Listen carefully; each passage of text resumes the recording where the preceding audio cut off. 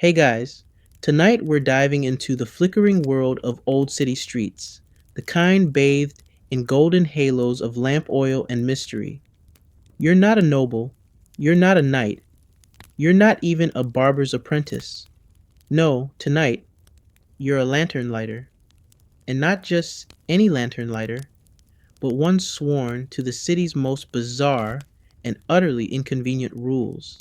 You wake before the light, not because you're eager, but because if you don't, the light wakes you.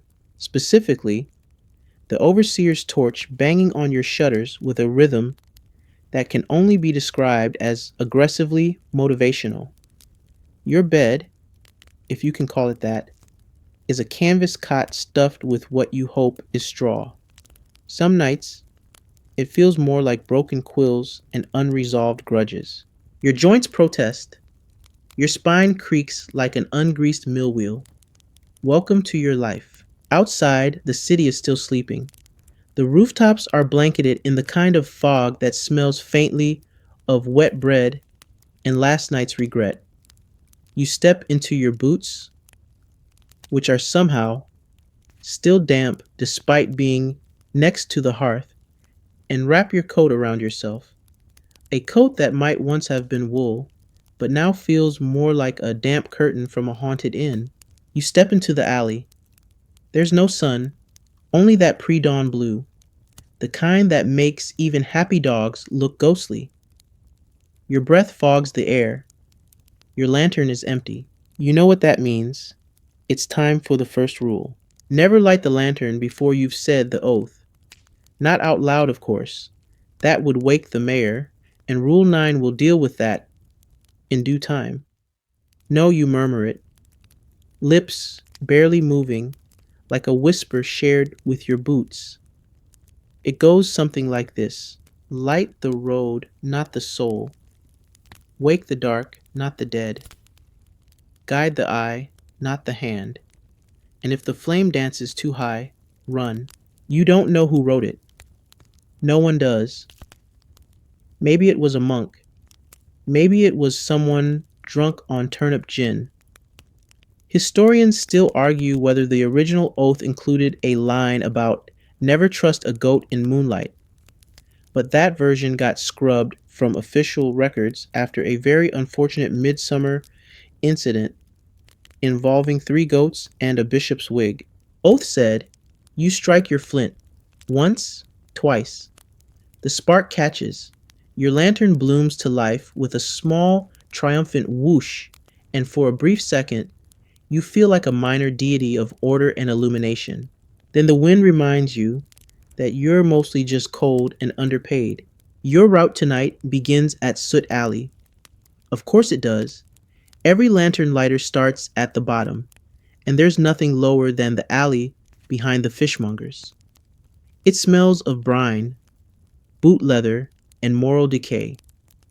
Your ladder, technically city property, but mostly held together by twine and optimism, is already leaning against the wall. You give it a good shake to test for gremlins. Yes, gremlins. Don't laugh. Last spring, a fellow lighter had one chew through the rung mid-climb. He survived, but only because his fall was broken by 3 barrels of expired pickled cabbage. First lamp of the day, you climb. The wood creaks. Your knees creak louder. The ladder wobbles just enough to keep your heart rate honest. You open the lantern's belly. The iron door, groaning like it too, wishes it were back in bed. You pour in a ladle of oil, careful not to spill any on your coat. Again, last week's spill earned you the nickname Smoky Pete. Even though your name's not Pete, the wick catches, flame flickers. A cone of gold pierces the gloom. 1 lamp down, 47 to go. You climb down carefully. Not too fast, not with wet boots, and certainly not while humming. Not after the incident of 1654, which involved a hummed sea shanty, a startled chicken, and the burning of a very flammable tailor's shop. You move on. The city is stirring. You can hear the soft clatter of chamber pots. being emptied, don't look up near windows. The rustle of sleepy curtains, the first groan of a baker's oven being coaxed into life. But your world is still half asleep. Your world lives between flickers. You reach the next post. This one leans at an angle. It's been leaning for 7 years. Every city council has promised to fix it, but each time they discover the lean is considered historically significant. So instead, you angle your ladder precariously and hope the laws of physics are having an off night. Up, oil, wick, flame, down. Repeat. By the seventh lamp, your fingers are sticky with oil. Your back aches in 3 languages, and your left boot has started squeaking with every step, possibly in Morse code. You consider stopping to fix it, but then remember Rule 6. Never pause on a route, lest the shadows remember your name. You have no idea what it means, but you do know the one time you ignored it, your shadow lingered 3 seconds longer than your body did around a corner. Coincidence? Probably. Do you want to test it again? Absolutely not. You light the 10th lamp just as the city's bells chime first quarter. Right on schedule. A rare win. But don't get cocky. You're only just getting started. And the next lantern? It's the haunted one. But more on that in the next section. The haunted lamp waits for you. You know the one. It leans just slightly too far east. It's post carved with faint, curling etchings no one claims to have made. The glass panels are cloudy, not from soot or weather, but something older, like breath from the other side. You've never admitted this to anyone, but every time you climb up to light it, the flame flickers even before you strike the flint. You pause at its base now, as instructed by the guild. Yes, you belong to a guild. Don't get excited. It's less of a prestigious order and more of a loosely organized group of tired people with matching burns and chronic knee pain. Still, the guild has rules, and one of them is say the oath again before lighting lamp in Garage 11. Why? No one explains. Just do it. The old-timers say, rubbing the bridge of their noses with the same hand that always smells faintly of ash. It's better than what happens if you don't. So you do. Again. Light the road, not the soul. Wake the dark, not the dead. You murmur the words, this time a little slower, because this lamp deserves patience, or fear, or both. You strike your flint. The flame dances up like it's happy to be back. But for a moment, just a second, you swear the shadows around you deepen. Not like the night got darker, exactly. More like the dark was listening. You ignore it, like always. That's what every good lantern lighter learns by week 2. Ignore everything weird. The knocking sounds with no source. The sudden cold spots in alleys named after saints.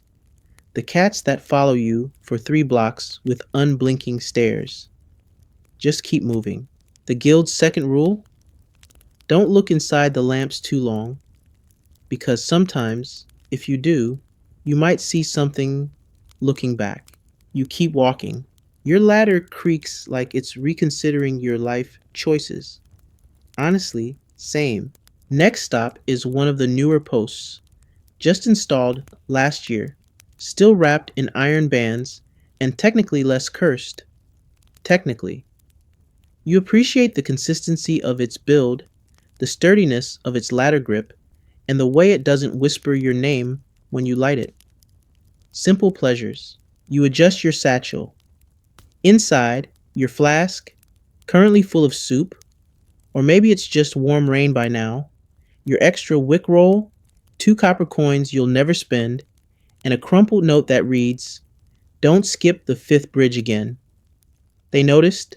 Ah, yes, the 5th bridge rule. An unwritten one, but enforced with a fury. One time, another lighter skipped it due to an actual bear sighting. The next night, the entire bridge went unlit and 5 people fell in the canal. Coincidence? Probably. But his ladder was mysteriously snapped in half the next morning, and someone left a goat tooth tied to the handle of his oil can. That's how lantern lighters send warnings. Passive aggressively and mildly terrifying. The fifth bridge is 3 blocks ahead. You take a shortcut through Crooked Man's Lane. Now, Crooked Man's Lane has a reputation. It's not haunted, more like mildly cursed. Lamps here take longer to light. Wicks mysteriously fray. One post smells like parsnips for no apparent reason. Still, it's better than passing the alchemist's house, which is definitely haunted and smells like burnt pineapple. As you pass by the third crooked shutter, you see it. A small pile of bird bones arranged in a perfect circle. You nod. That's fine. Totally normal. Happens all the time. You move on. It's still early. The world is just beginning to warm with those faint orange streaks that say day is thinking about showing up. But that's not your cue to stop. No, you have until sunrise to finish your route, or you break the third rule of lantern, lighters. No flame after dawn. Why? Well, that depends who you ask. Some say it offends the sun god. Others say it draws the attention of things that prefer the dark. The more practical ones say lighting lamps after sunrise confuses birds and messes with rooster schedules. Whatever the reason, you don't question it anymore. You learned your lesson last winter when you ran 5 minutes late, lit the last lamp near the tannery, and promptly got pelted with a snowball by a 6-year-old yelling, "The sun's already up, you soot-faced donkey," which frankly felt unnecessary. You keep to your rhythm. Up, oil, wick, light, down. Each climb etches itself into your muscles. Your arms ache from holding the pole steady. Your legs have memorized every rung of the ladder by touch alone. You could do this blindfolded. Actually, no. That's how Jareth broke his collarbone last spring. He was proving a point. That point was promptly followed by 6 weeks of bed rest and a new rule: no flour sacks over your head while lighting. You reach the fifth bridge. It stretches over the murky, sluggish canal that divides the city. Below, the water burps softly, as if digesting something unfortunate. The lantern at its center is trickier to reach. No ladder fits there. Instead, you must use the pole. Ah yes, the pole, 8 feet of wood, iron-tipped, and blessed with exactly the wrong weight distribution. You hoist it from its rack by the bridge post and cradle it like an oversized javelin. The oil lantern sways at the top, unlit, judging you. 1 foot forward, you stretch the pole out and carefully bounce it on the edge of the bridge rail. The wind picks up just slightly, not enough to knock you off, but enough to whisper, "Hope you tied your lantern properly." You didn't. Of course you didn't. But by some miracle, or the ghost of a retired lighter, the wick catches. The flame steadies. You exhale. No splash. No ghost. No screaming poultry. Small wins. You lower the pole, hand over hand. You replace it. And now you get your prize. 1 square of oatcake from your coat pocket. It's stale. Possibly petrified. But it's yours. You chew. You stare at the light dancing on the canal.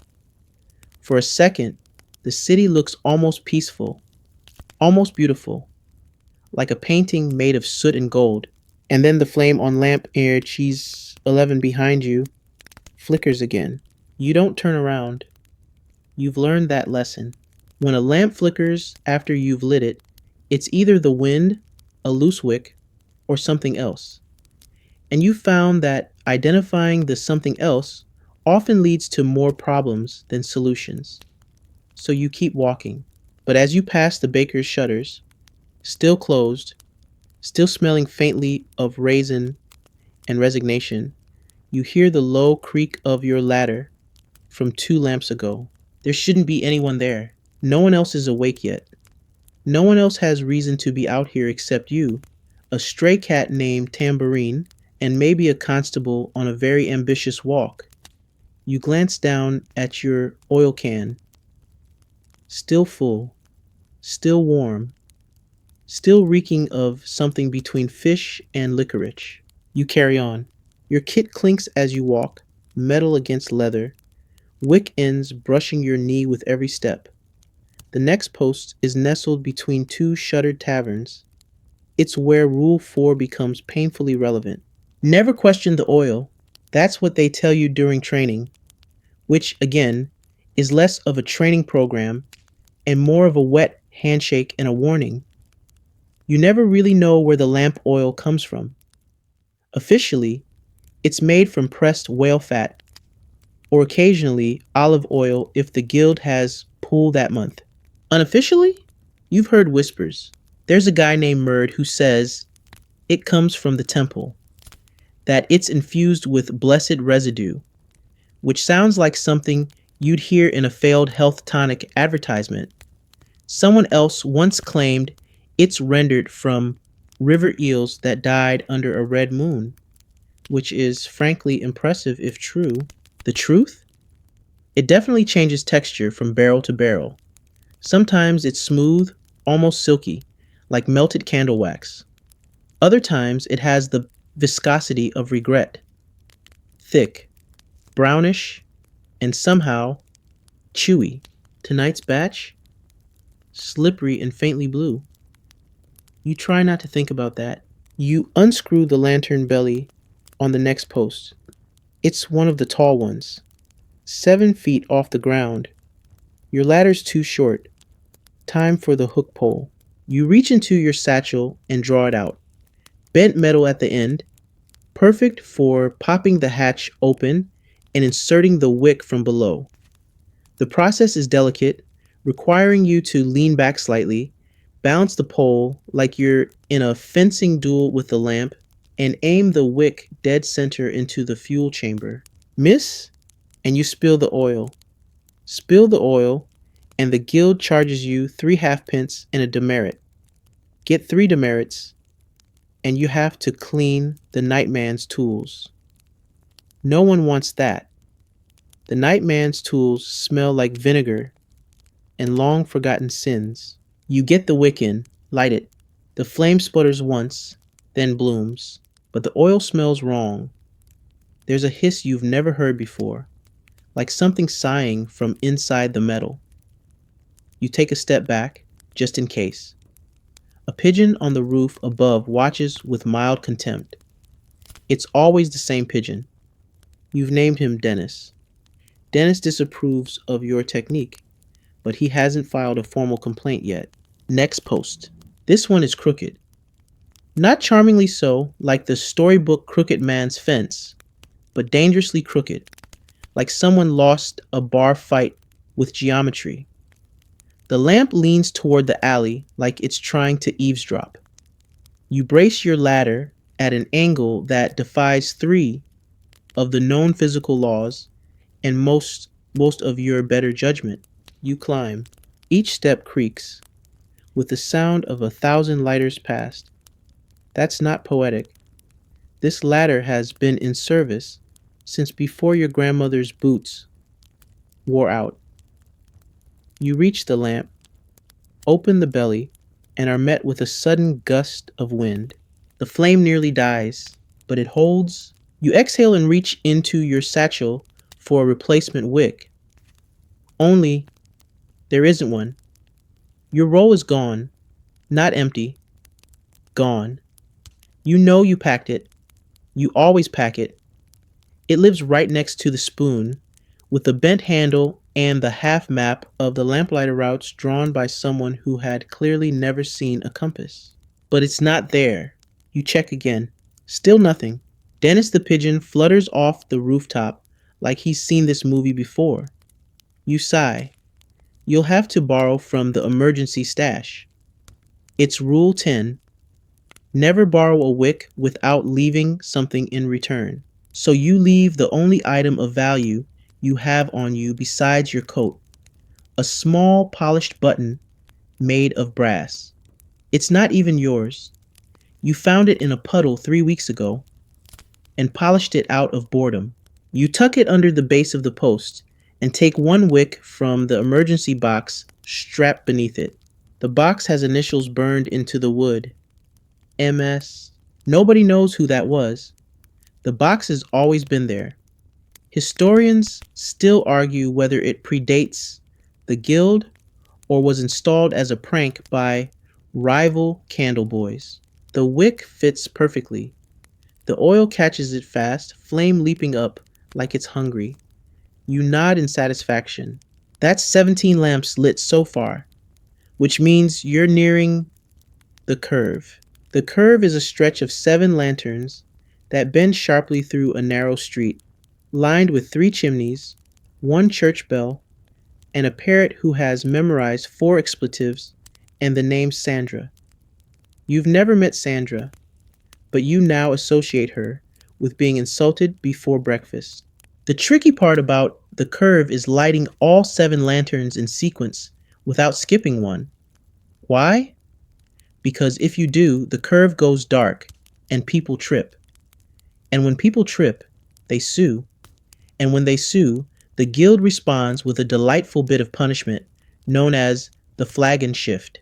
That's when you're assigned to light only the row of lamps next to the city's open-air taverns. You smell like smoke, sweat, and beer for days. You light the first lamp in the curve. No issues. Second, done. Third, the flame dances weirdly, but settles. Fourth, you trip on a brick and nearly lose your ladder, but manage to catch it with a sound that can only be described as prehistoric squeak. Fifth, Sandra the parrot screams, "You lazy turnip." Thanks, Sandra. Sixth, lamp lights like a dream. Seventh, you hesitate. Something's wrong. The post is covered in fresh scratches. Not from a dog. Not from a person. Something else. The wood is splintered in small, deliberate patterns. Triangular. Almost runic. You light it anyway. What's the worst that could happen? The worst that could happen? You probably shouldn't have thought that, because as soon as the flame in the 7th curved lamp flickers to life, the bell in the old church behind you lets out a soft, single chime. Just one. No wind, no priest, no visible hand on the rope. You freeze. Now, that bell hasn't rung on its own in decades. In fact, there was a whole council meeting last spring about how to remove it because, quote, it gives the milkmaids heart palpitations. But there it goes again. A faint echo in the still dark street, as if the bell is clearing its throat. You pretend not to hear it. Rule 12. Don't acknowledge spontaneous church bells. It only encourages them. You press on, hugging your coat tighter around your middle. The wind picks up, nudging your scarf against your cheek with the gentleness of a disapproving librarian. Now you're heading toward the merchant quarter. This is where things get fancier. Cobblestone gets a little more symmetrical. Lanterns have iron filigree. And worst of all, the lampposts are taller. Because apparently, nothing says wealth like make the lamplighters suffer. You reach into your satchel and pull out your extension pole, the long one. The one that doesn't quite fit in the satchel and always jabs you in the thigh during longer walks. It unfolds with a click, a spring, and a half-hearted squeak. And here's the real kicker. You can't light these lamps backwards. Yes, it's a rule. A deeply inconvenient, utterly irrational rule that somehow works. You must go in exact sequence, south to north, or else the entire row refuses to stay lit. You tested this once, just once. You were in a rush, late on your rounds, and thought, what's the harm? So you lit the north post first and worked backward. Every lamp you lit snuffed itself out within minutes. One even shattered its own glass panel. Another hissed. The third, the flame turned green. Historians still argue whether this phenomenon is rooted in faulty airflow design or urban sorcery. So tonight, like always, you start at the southernmost post and whisper, sorry, under your breath as you stretch the pole to its full length and coax the first flame to life. It's beautiful, actually. For about 3 seconds, the lamp glows like a distant star, casting neat yellow circles on polished stones. The quiet is almost pleasant.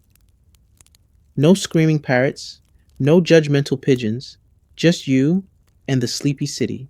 You get through the first 5 lamps without issue. The sixth, slight hiccup, your pole catches on a loose bracket and a shard of rust falls dramatically into your eye. You curse, silently, internally, because you've also learned Rule 8.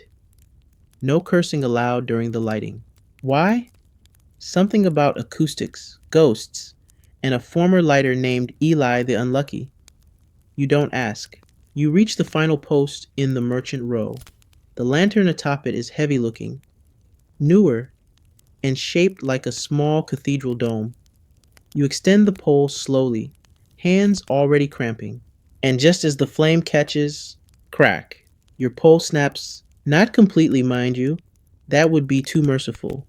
No, it splinters mid-joint, leaving you with a drooping, half-lit lamp and the very strong impression that this is about to cost you your monthly oatcake ration. You look around, no one saw, which is good, because this is a ceremonial violation. That's right. If your pole breaks while lighting a merchant lamp, you're expected to formally notify the guild within 24 hours and pay a penalty. Said penalty? 2 live chickens and 1 original poem about the dangers of haste. You still remember last year's poem recital.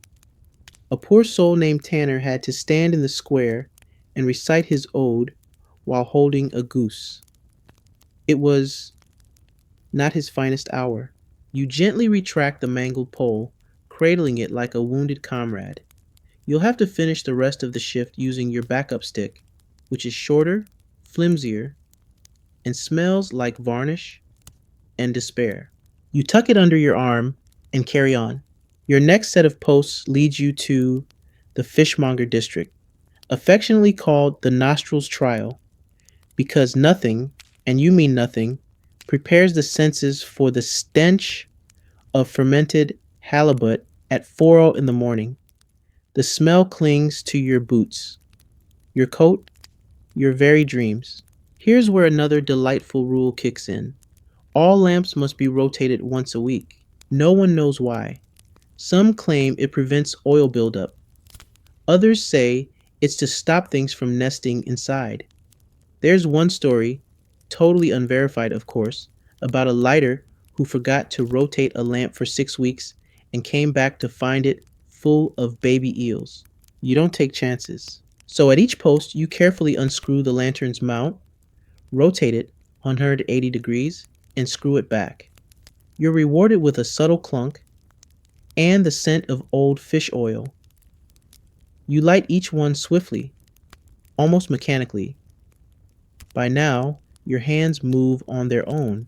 Left hand on the pole, right hand adjusting the wick, thumb checking the hinge, knee bracing against post, and jaw clenched from the sheer aromatic offense of cod-based air. You finish Fishmonger Row with minimal trauma, a small miracle. By now, your fingers are sticky, your sleeves are slightly singed, and you're about 65% certain a crab tried to pinch your boot near the 3rd stall. You'd look down to confirm, but you're on the clock. You stop for a breath near a shuttered apothecary. The sign above reads herbs, tonics, and regret. You've always liked that, and then you hear it again, that single chime from the church bell. But this time, it's behind you, and you're 3 blocks from the church. You don't look back. Rule 7. If a bell rings where no bell should be, keep walking. You whisper the oath under your breath again, just in case. And then you keep going. You keep walking. Because what else can you do? You're a lantern lighter, not a priest, not a demonologist, not someone who gets paid nearly enough to investigate phantom bells echoing in non bell districts. You move forward, boots slapping against wet stone, each step measured, deliberate, like you're trying not to wake the cobblestones themselves. Now comes the part of the route you both dread and oddly respect: the hill. It's not officially called that. On city maps, it's labeled Northward Rise, which sounds like an inspirational pamphlet. But to you and every lantern lighter before you, it's just the hill. 17 steps, 12 lamps, one badly angled slope that always seems just a little more vertical than you remember.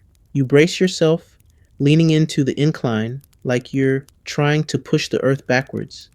Your ladder creaks in protest. Your back joins in.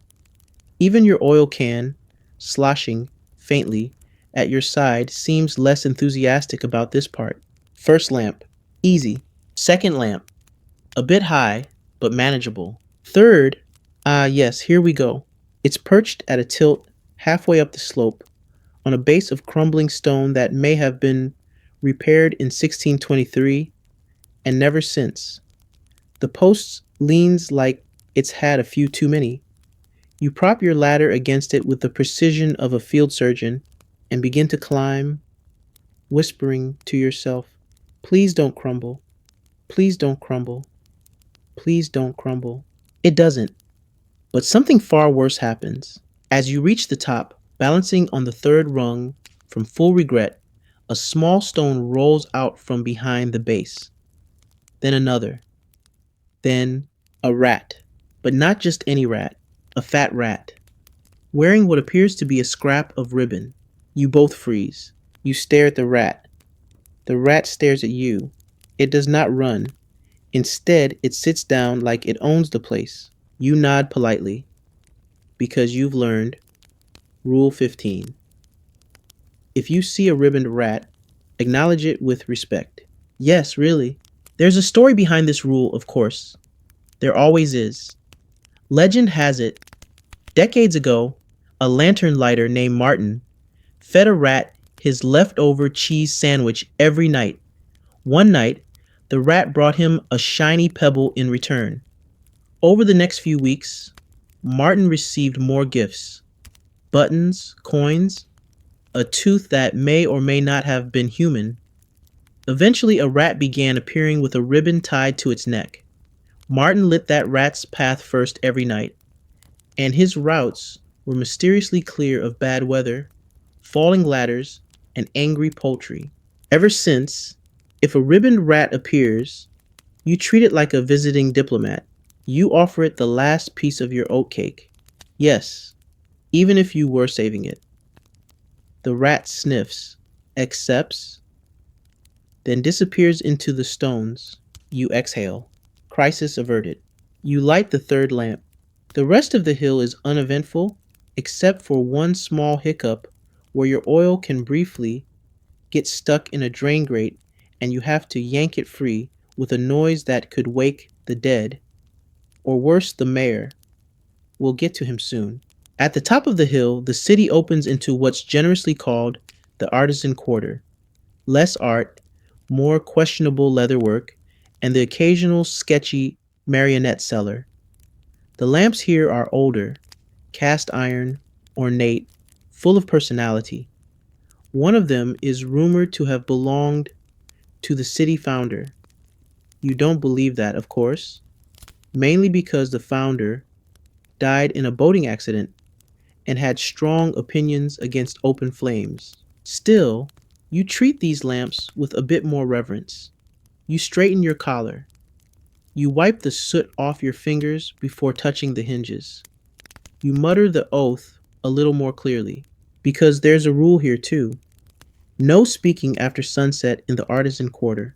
It's not written anywhere, but it's enforced all the same. You see, years ago, a lantern lighter named Elsie made the mistake of whistling while lighting the lamp near the puppet shop. That same night, The puppet shop burned down. The cause?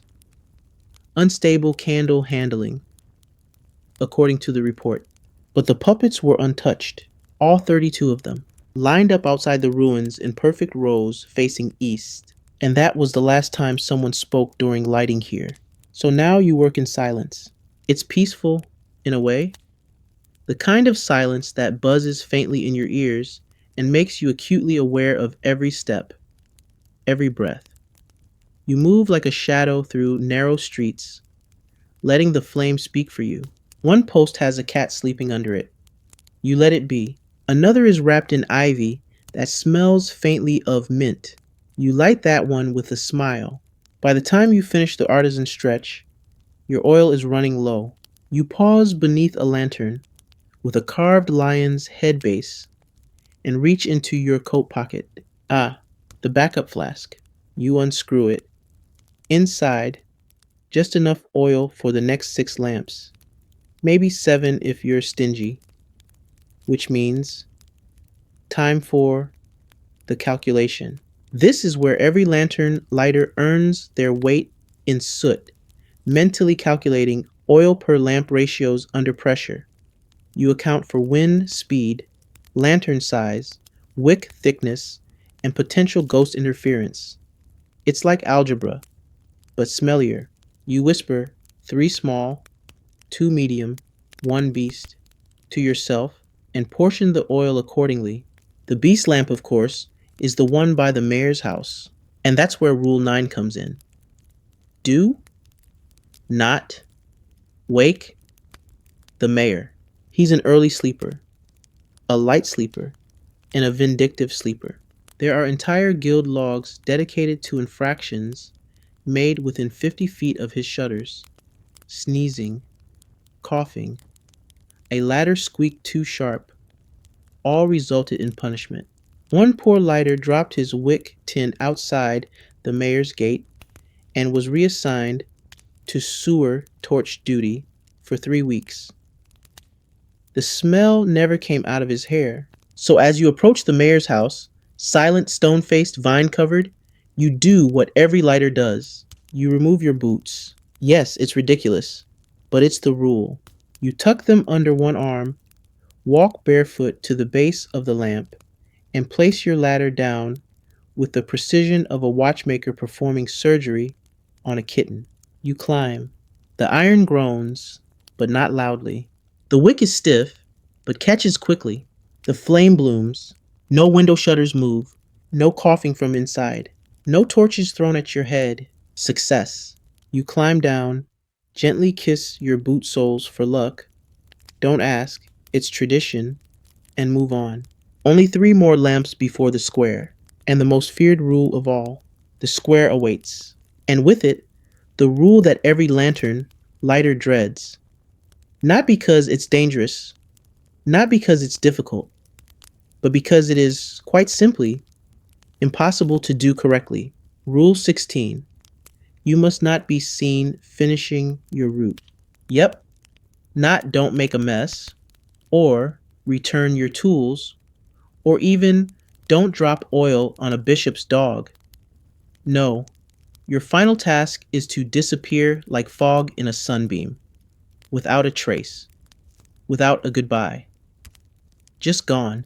Why? Well, depends on whom you ask. Some say it's tradition, a holdover from when lighters were considered mystical figures, half servant, half spirit.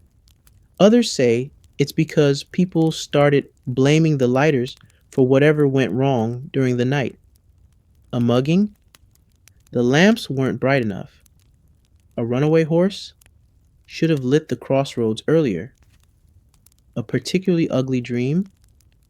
Probably saw the lamplighter on his way out.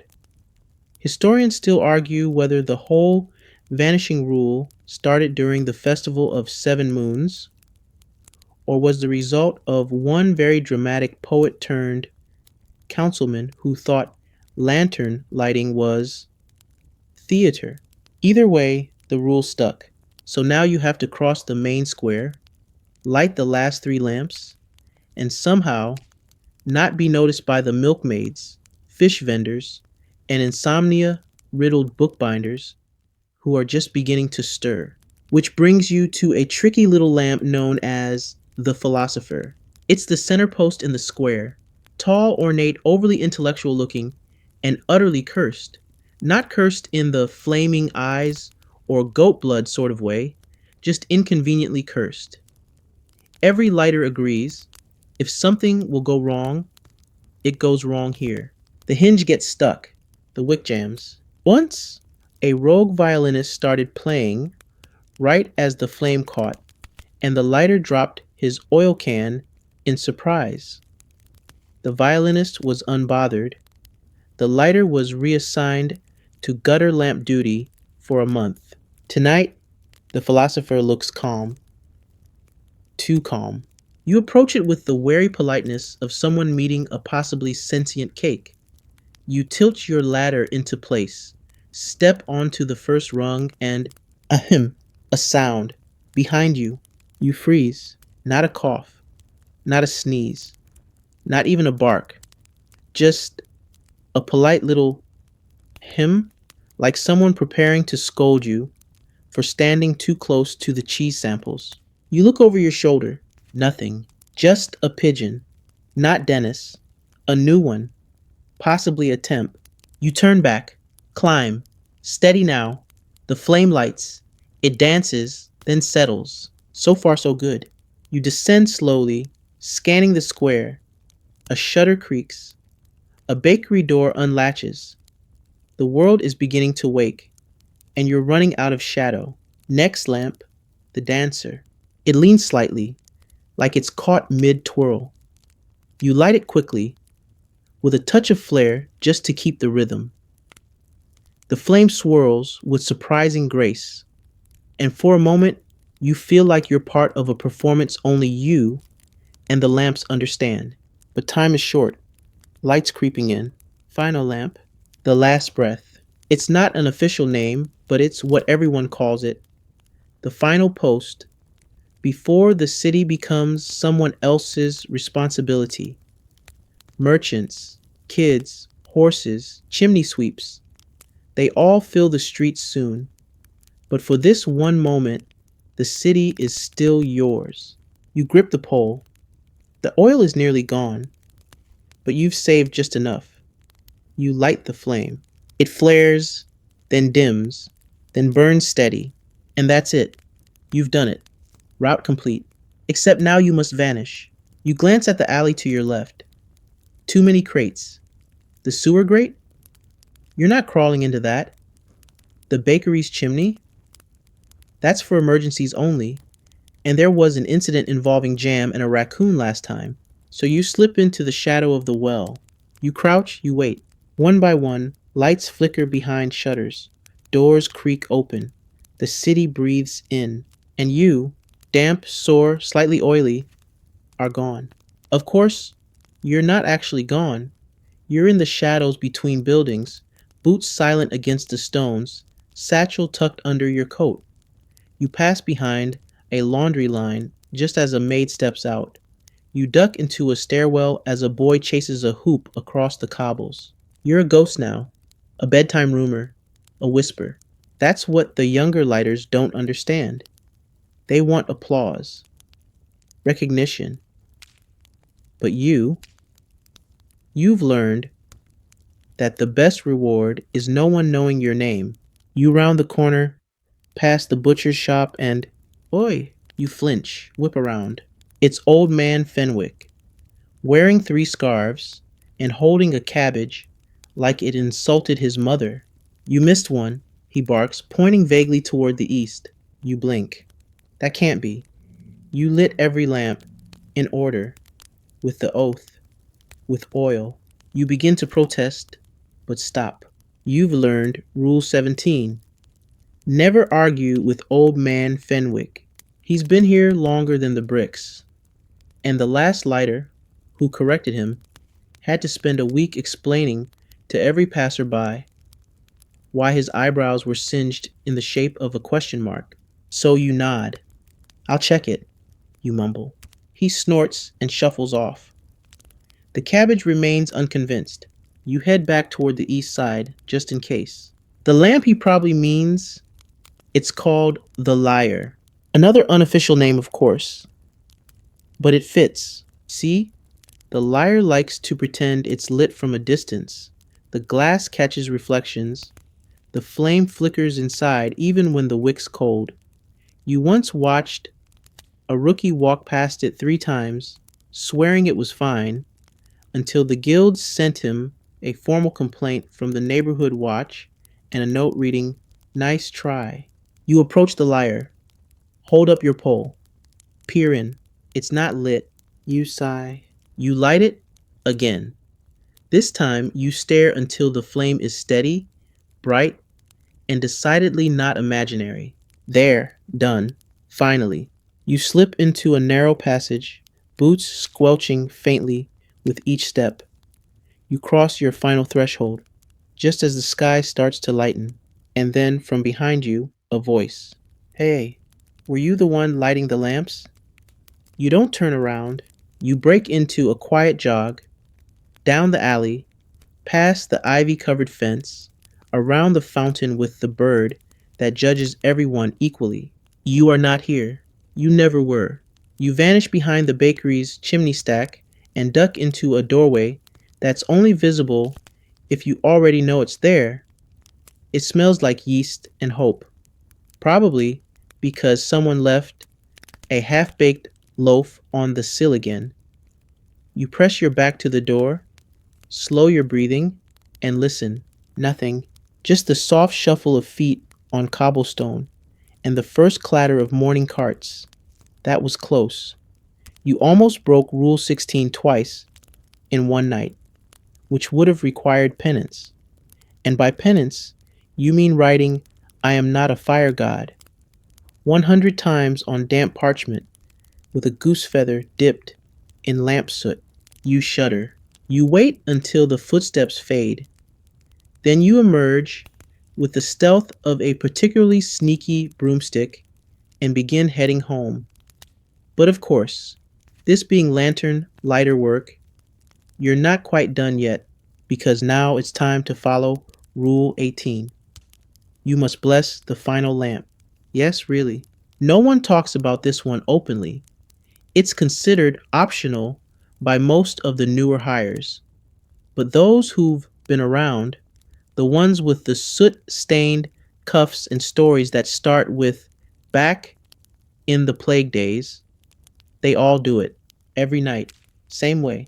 You have to return to the final lamp. Doesn't matter which one it is. Could be the lyre. Could be the philosopher. Could be the one you lit in a panic next to that alley that smells like socks and boiled ham. But wherever your route ends, you return to that lamp and mutter the blessing. Now, here's the thing. Nobody knows what the blessing means. It's 5 words. 5 strange, ancient, possibly made-up words, passed down orally, always in the same rhythm. E lux non furor romana. The literal translation, if you ask the priest who collects rare bugs in Latin poetry, is "Let the light, not madness, remain," which is a little ominous. But you say it anyway, because even if it's superstition, it's the kind of superstition that works. Old-timers claim the lamps stay lit longer, roots run smoother, cats leave you alone. No more dreams about falling endlessly through an empty chimney flue. So now, you're doubling back to the lyre. Yes, the very lamp you just had to relight because Old Man Finnick and his suspicious cabbage wouldn't let it slide. You find it still burning, its little flame proud and upright like it wants a medal. You approach quietly, no talking, no muttering, just intention. You touch the base of the lamp, cold iron, a little rust, and then under your breath you say it. "Et lux non furor remaniat." A breeze stirs. The flame wavers once, and then stillness. There's a moment, barely perceptible, where the world seems to hold its breath, as if something very old and very polite just nodded in approval. You don't linger. You've got one more task before home. And no, it's not breakfast. You'd think after all this, the guild would have a warm bun and a mug of spiced milk waiting. But no. What you have is Rule 19. Never speak to the candle boys. And guess who just turned the corner? Two of them. Matching red vests. Tiny boxes slung over their shoulders, each containing beeswax sticks carved with unnecessary flourishes. One of them twirls his candle like a baton. The other gives you a smug little nod. You sigh. There's no actual hostility between candle boys and lantern lighters, just a long, petty history of one-upmanship. The candle boys think they're more refined, cleaner, scented, portable. Lantern lighters think they're full of hot wax and bad poetry. This all started, according to one very dramatic guild log, when a candle boy told a lantern lighter his flame smelled like soup for the poor. In retaliation, the lighter set up 16 lamps around the candle boy's house and kept them burning all night. The neighbors complained. The candle boy moved. The feud was born. So now you don't talk. You make eye contact. You nod. Maybe you raise a single eyebrow. But you do not speak. The candle boys pass. One of them sniffs theatrically. The other coughs and mutters soot. You roll your eyes and walk on. You reach the end of your route at a small shed tucked behind the stables. It looks like a broom closet that lost a fight with time. You open the door. Inside, a rack for your ladder, a barrel for your pole, a hook for your satchel, and a logbook.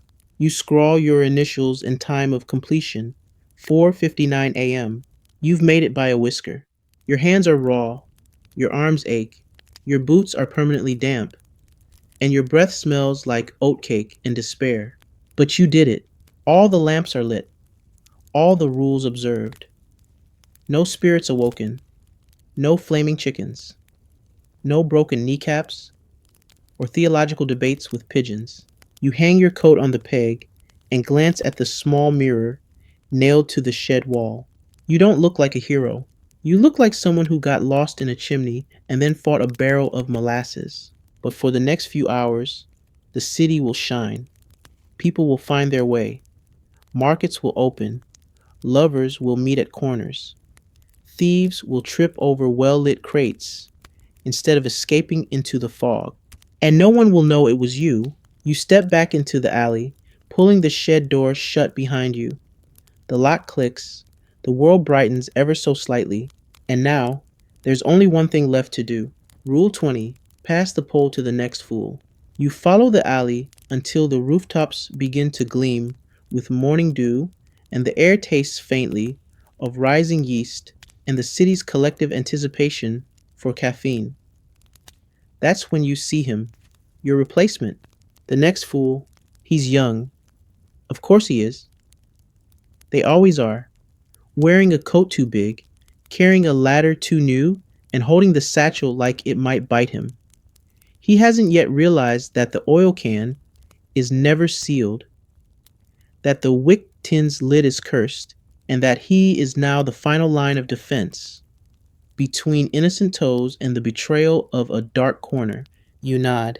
He looks up, startled, then tries to act casual. Morning, he says. You say nothing, because you remember Rule 20 in full. Pass the pole to the next fool. Say nothing. Never warn. Let them find out. It sounds harsh, but it's tradition, and it's necessary. Some things just have to be lived to be understood. Like your first flickering lamp, or your first haunted alley, or the first time you whisper the oath with full belief. You hold out the lighting pole. He hesitates for a second before taking it. His fingers are too clean. He'll fix that within 2 posts. As he's adjusting his satchel, you slip a small wrapped bundle into the side pocket.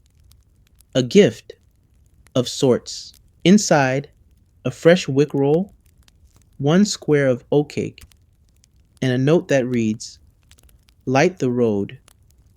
not the soul. Because sure, Rule 20 says say nothing, but it doesn't say you can't cheat a little. You walk away before he opens it. Your boots scuff the stones with that end of shift rhythm every lantern lighter knows, something between a limp and a victory strut. The city is waking up in full now. Sunlight stretches across the rooftops like it's trying to find its balance after a long night. Voices rise, wheels roll, a distant dog barks as if to say, "Here we go again." And as you round the corner by the fountain, the one where the bird always judges you, you pause. Something glows, faintly, gently, not from a lamp, not from the sky, but from the gutter. You crouch, peer closer. It's a coin. Not just any coin, an old one, worn smooth, stamped with a symbol you half recognize. A sunburst with a crescent inside. You've only seen one like it before, years ago, when old Jareth swore he met a stranger who lit lanterns with no pole, no oil, and no ladder. Just his breath and a whisper. Jareth was probably full of it. He also claimed he was half cat. Still, you pick up the coin. It's warm. You slip it into your satchel, right next to your own wick tin. Maybe you'll ask someone about it later, or maybe you'll let it sit there for a few months. Forget about it, then find it again, just when things start getting weird, which they always do. You head home. Your home, by the way, is not a charming attic with lace curtains and a cat named Biscuit. No, it's a cramped upstairs room above the cooper's shop, where the floor creaks like it's afraid of your elbows, and the ceiling has a suspicious patch shaped exactly like the Virgin Mary, or possibly a goat. It depends on the lighting. You reach your door, fumble with the key, enter. Inside, the smell of old books, singed wool, and something faintly herbal, possibly from the jar of Sleep Blend you bought off a street herbalist who may or may not be a time traveler. You collapse onto your cot. It wheezes under your weight, like it too worked a night shift. You pull the blanket up to your chin, stare at the water stain on the ceiling that resembles a boot, and let your breath slow. But of course, just as your eyelids begin to flutter, knock knock, you groan. Another knock. You drag yourself out of bed like a man being summoned by fate in very bad timing. You open the door. It's a boy, maybe 12, eyes too big for his face, cheeks smudged with something that might be soot or last night's dinner. He holds up a tiny oil lamp. Brass, dinged. My granddad said, "You know how to light this the right way." You blink. Behind him, the city is brightening. "I'll pay," he adds, holding up a button. Brass, slightly bent. You sigh, smile a little. "Come back tonight," you say. He grins, runs off. You shut the door. Because you know what this means. It always starts small. A lamp, a story, a coin in the gutter. But it ends with you standing in the square again, holding a pole, whispering an oath to the darkness, like it still matters. And it does. God help you. It really does. You do manage to get a nap. Not a full sleep, the kind where dreams wander in, dressed like confused librarians, and everything smells like burnt toast, but just enough to press pause on the cramping in your knees and the mild existential dread that comes with being semi-responsible for nocturnal public safety. You wake in the early afternoon. The sun slants through the cracked shutters in bands of gold and dust, and for a moment, you let yourself pretend you're retired. Maybe you own a small soup stall. Maybe you sell secondhand hats. Maybe no one expects you to know how many wicks fit in a tin when it's raining sideways. But then your satchel groans. Not literally, of course, but it shifts slightly, which it should not be doing on its own. You sit up, stare at it. The flap is ajar. Inside, the wick tin is slightly open, and your oil flask has tipped sideways. But the oddest thing is the coin, the old one from this morning, the sunburst with the crescent. It's no longer warm. It's cold, very cold. You touch it. Immediately, your fingertips go numb, like you dipped them in winter. You drop it with a curse. Internal, remember Rule 8, and it lands with a metallic clink that echoes far louder than it should. Then silence. That kind of silence you only get after something important has entered the room. You wait. Nothing. Eventually, your fingers warm again. The coin just sits there, looking smug. You scoop it up with a rag, toss it into your sock drawer, which is also where you keep cursed objects, letters you haven't opened, and one shriveled plum, and slam the drawer shut. You do not have the bandwidth for ancient artifacts today. Instead, you shuffle downstairs. The cooper grunts at you in greeting, mid-barrel. His shirt is stained with glue and breakfast. You nod back. He doesn't ask how the route went. He never does. That's how you like it. Outside, the city is buzzing. Market stalls heaving with bread and apples and mysterious bundles wrapped in twine.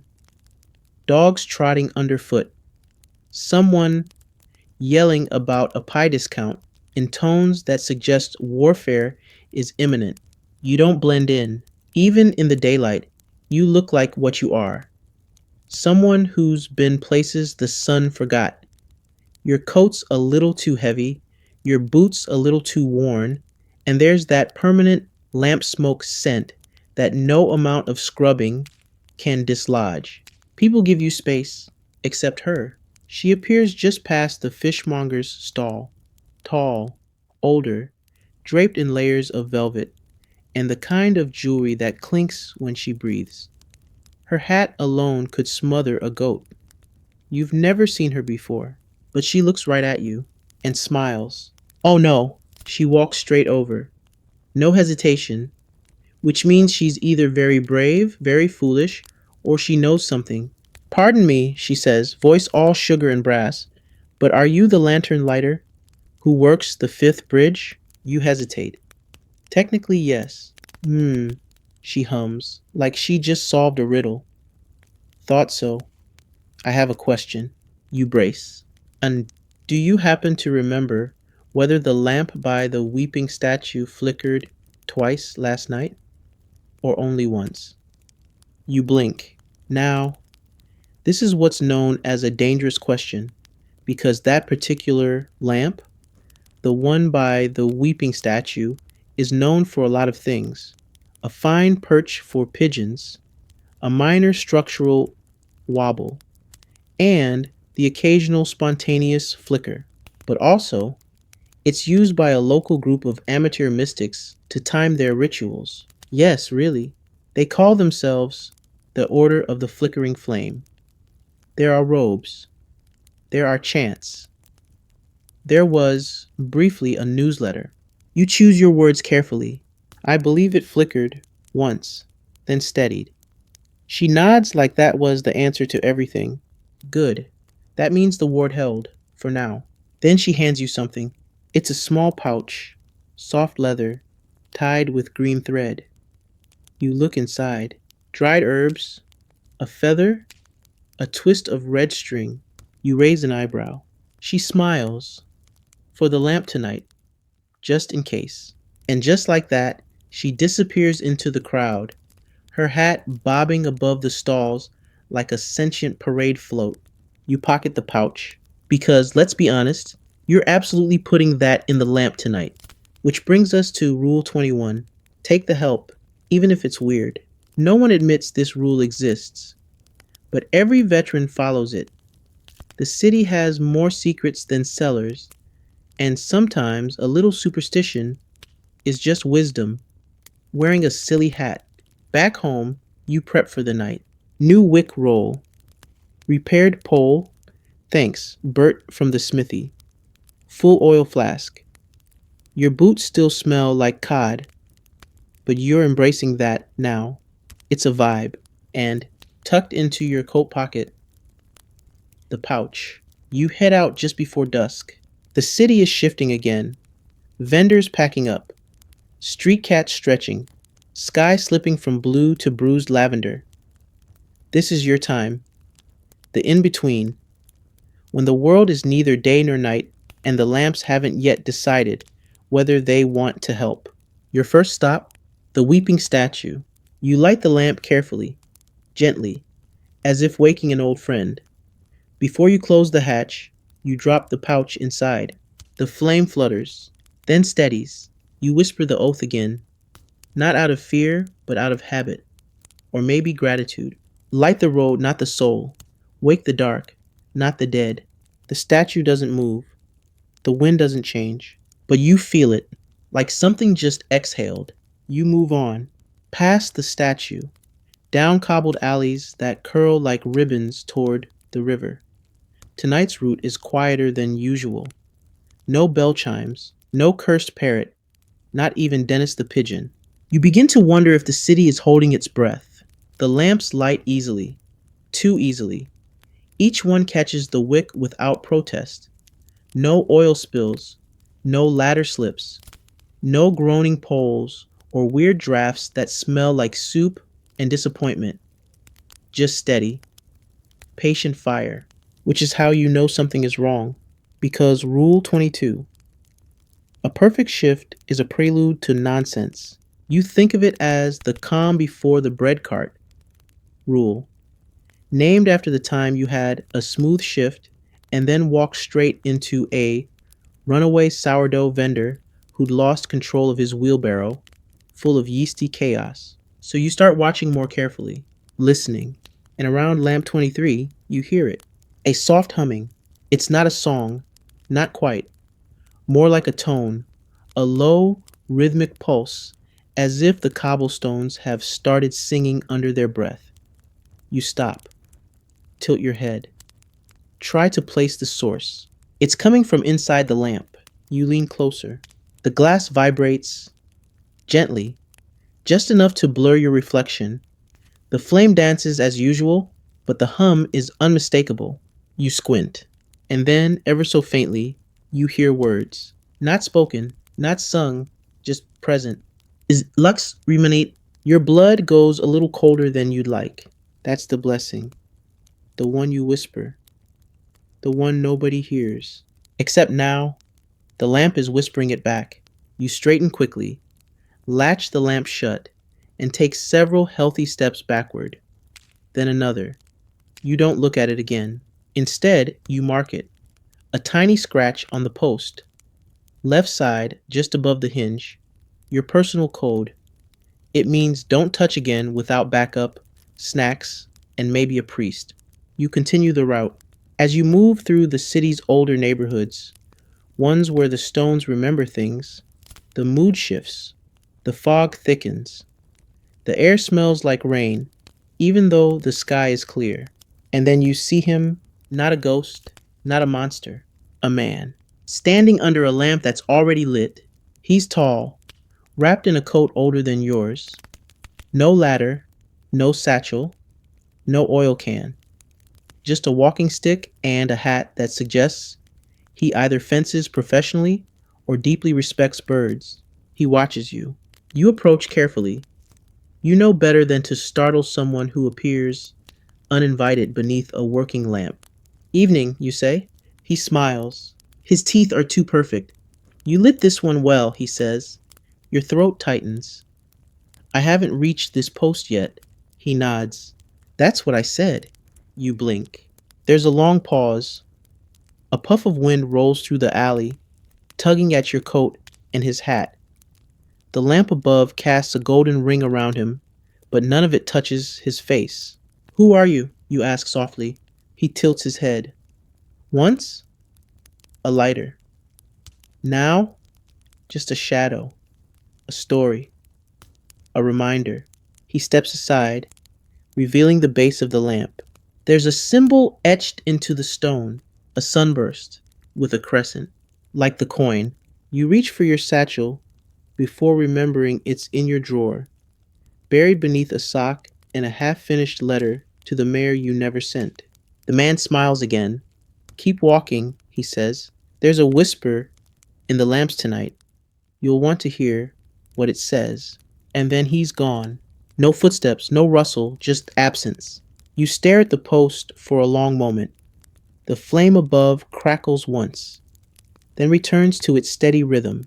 You check your fingers. They're trembling. Rule 23. If an old lighter gives you advice, follow it, even if he's technically an echo. So you walk. Every third lamp now whispers the oath back to you. You don't respond. You just listen. And with each lamp, the whisper becomes clearer, stronger, more confident, as if the flame is learning, as if the city has begun to remember something it forgot. You begin to suspect the lamps have always been listening, and tonight, they've decided to speak. You reach the last lamp of the row. It's a newer one, bolted into a renovated building with bricks so clean it squeaks when you touch it. You light the flame, and for a moment, just one heartbeat, the flame flares up blue, then settles. It whispers. And wake the dark, you whisper back. But not the dead. And for the first time in your career, the lamp nods. Not metaphorically, not symbolically. It tips, ever so slightly, then stills. You look around. No wind, no vibration. Just the city, breathing slowly under your watch. You exhale and whisper to the next lamp before it even asks. The lamps are talking, not in the way people talk, with mouths and awkward pauses and opinions about soup. No, this is different. This is older, subtler, like the hum of a beehive if the bees were literary and had a flair for drama. And now, you're the only one listening. You wonder briefly if this is how it starts, the descent into full lantern-induced madness. But Rule 24 reminds you, if something strange happens 3 nights in a row, it's not madness. It's tradition. Tonight marks night 3. You continue your route with a new kind of caution. Not fear, not quite, but something like reverence. You speak more softly. You walk more lightly. And you realize, somewhere between the philosopher and the half-winking post, that you haven't tripped once. You haven't spilled oil. Your pole hasn't splintered. This route so far is going beautifully, which is deeply suspicious. You reach a small lane lined with stone gutters and crooked chimneys. This is where Lamp 48 lives. Locals call it Old Blink. It's famous for going out immediately after being lit. You've tried everything. Double oiling, whispered, encouragement, even a strongly worded letter left at its base. Nothing works. But tonight, you light it. It stays lit. And then it flickers. Twice. Your breath catches, because that's what the Velvet Lady asked about. 2 flickers. Not 1. You step back slowly. Don't be dramatic, you mutter to yourself. Old Blink flickers again. This time it pulses in rhythm. 2 long flickers, 1 short. 1 long, it's Morse code. Or it would be, if Morse code had been invented yet. Historians still argue whether pre-industrial lamp pulses were part of an emergent symbolic language, or just what happens when pigeons sneeze on wick grease. You decide not to overthink it. Instead, you reach into your coat pocket and retrieve the one item you almost forgot you had, a small notebook. Leather bound, smells like dust and old tangerines. It belonged to Jasper the Scribbler, former lighter, part-time alchemist, full-time conspiracy theorist. He vanished 1 year ago after claiming the lamps had begun to show him patterns. No one believed him, mostly because his previous claim involved a haunted cauliflower and a duel with a door hinge. But still, you kept his notes. You flip through the pages until you find it. Blink sequences. Theory, Jerry 7. If lamp pulses match in repetition, they are attempting dialogue. Try responding with mirror pulses. Do not attempt joke flickers. The lamps do not appreciate sarcasm. You look up at Old Blink. You adjust the wick slightly, just enough to nudge the flame. Two long pulses, one short, one long. You mirror them. The lamp flares in approval. Then, silence. No more pulses, just a steady flame.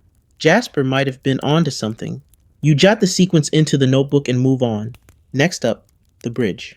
It's not a grand bridge, just stone and iron, spanning a lazy trickle of river and at least four cats who use it for judging passers-by.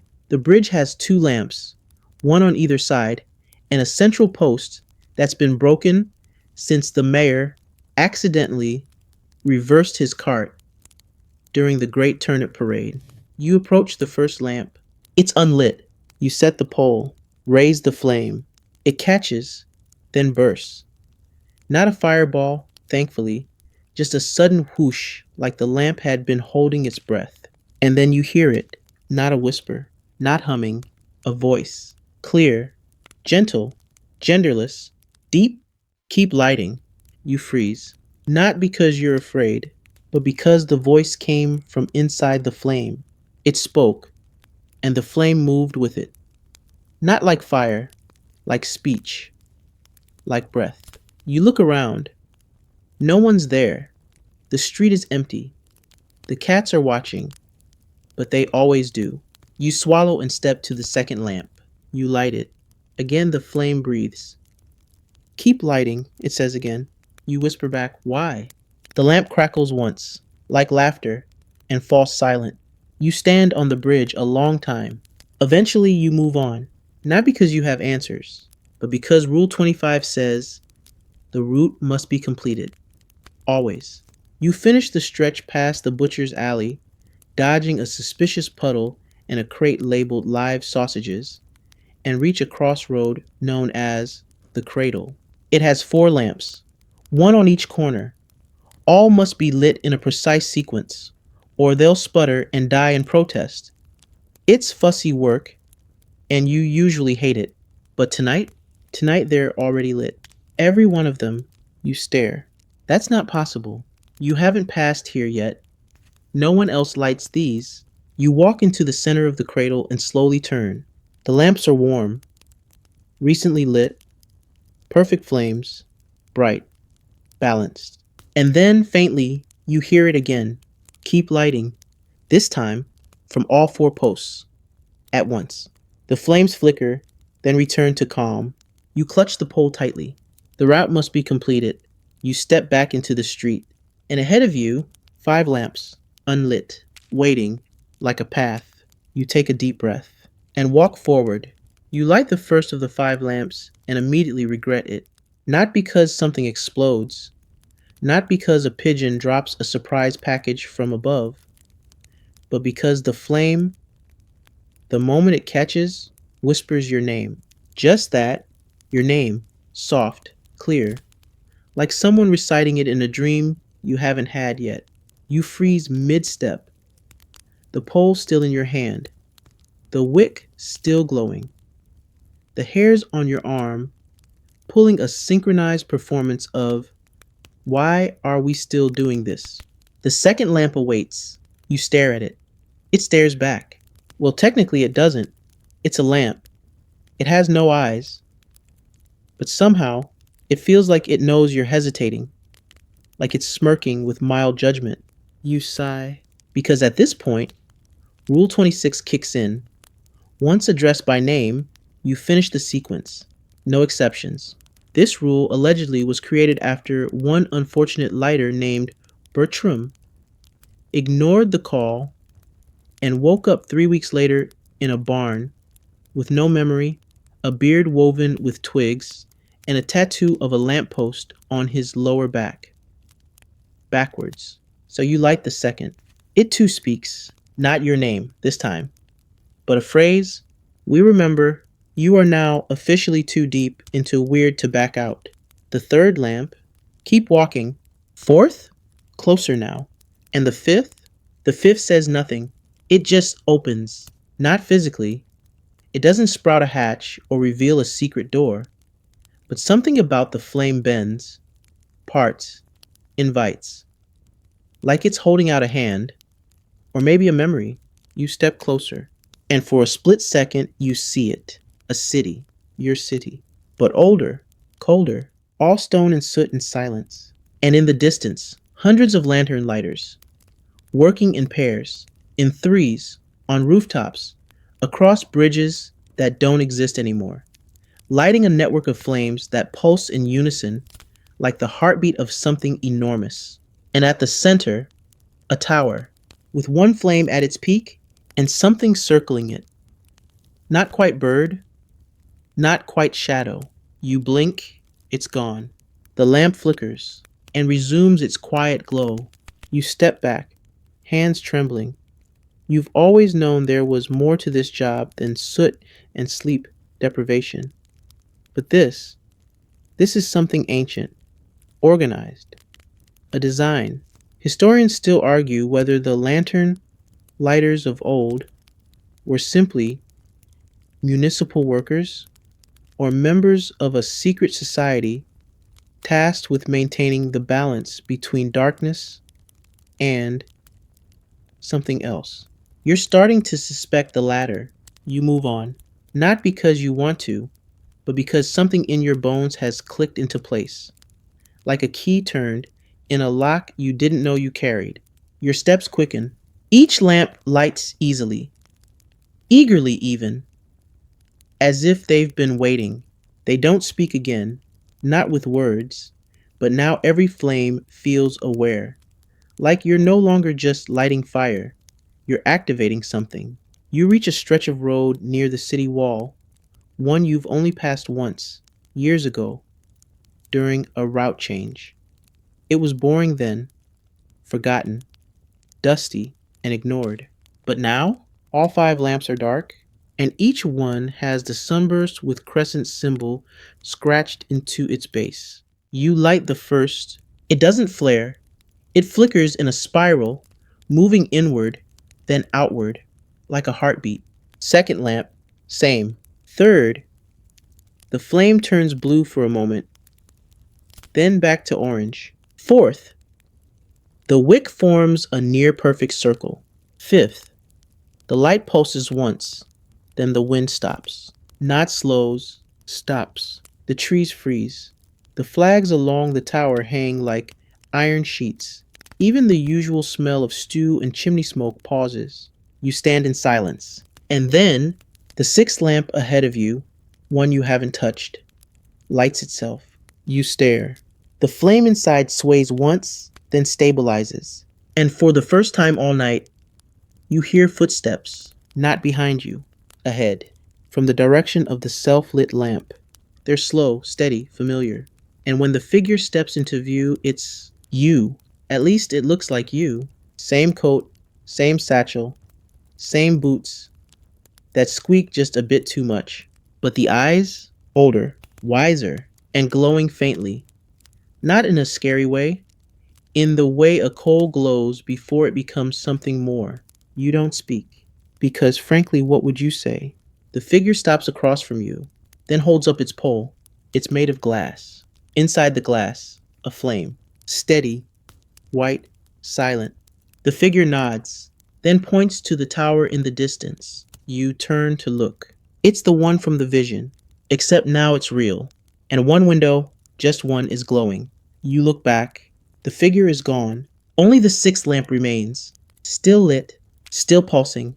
You take a shaky breath and walk toward the tower. Because what else would you do? The tower isn't on any map. You'd know. You've seen them all. City council records, guild blueprints, even that one poorly sketched tavern napkin that claimed to reveal a secret sausage tunnel. But this tower, not a trace. And yet, there it is, rising above the rooftops like it's always been there. Not grand, not gilded, just tall. Older than the city around it. Built from the kind of stone that looks like it remembers things you'd rather it didn't. You've never walked this road before, and somehow your boots know it better than you do. The cobblestones here are smoother, quieter. Every step feels muffled, like the street is listening. The lampposts are taller, thinner, and spaced too evenly. like they were placed with a ruler and a purpose. You light them as you go, not because you must, but because it feels right. Each flame burns white, not orange, not bright, just steady, like candlelight behind a veil, like a memory you're not sure is yours. As you move closer, the city fades behind you. No more barking dogs, no clatter of carts, no bread smells, just the soft, almost musical hiss of the flame and the rhythm of your breathing. And then you arrive.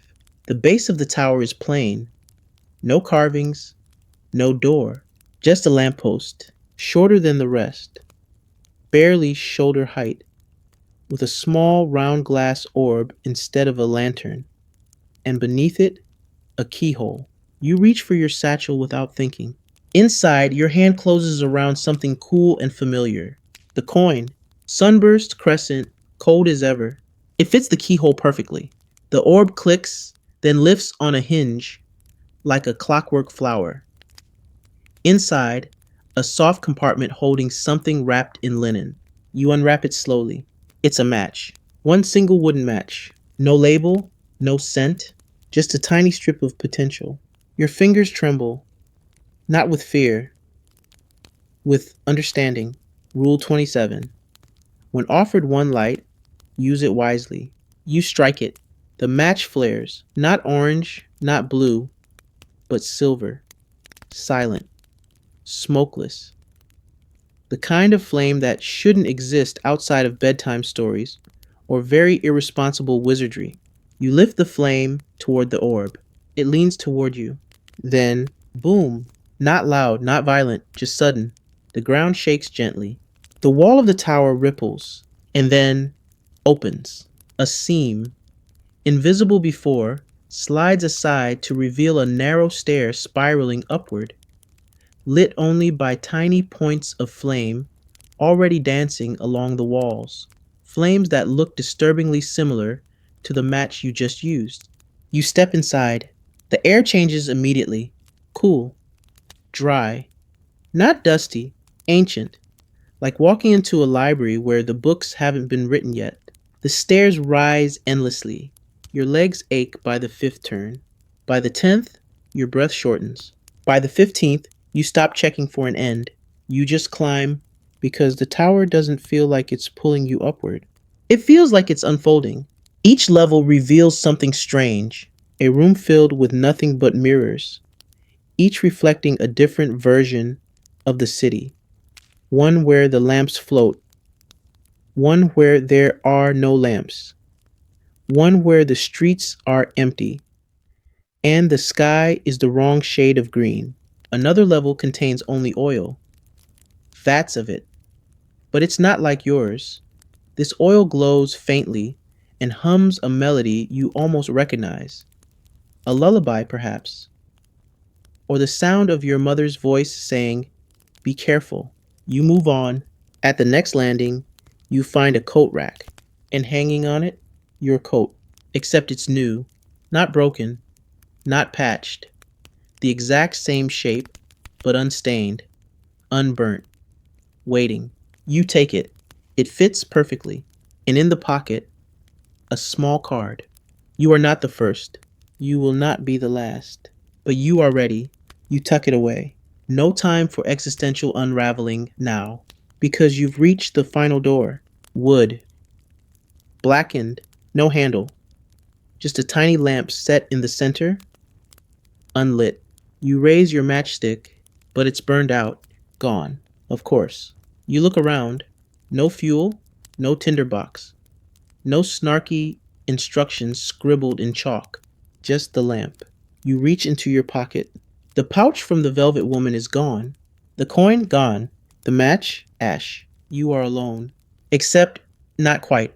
You kneel, cup your hand, and whisper the oath. Light the road, not the soul. Wake the dark, not the dead. Guide the eye, not the hand. And just before you finish, you remember the last line.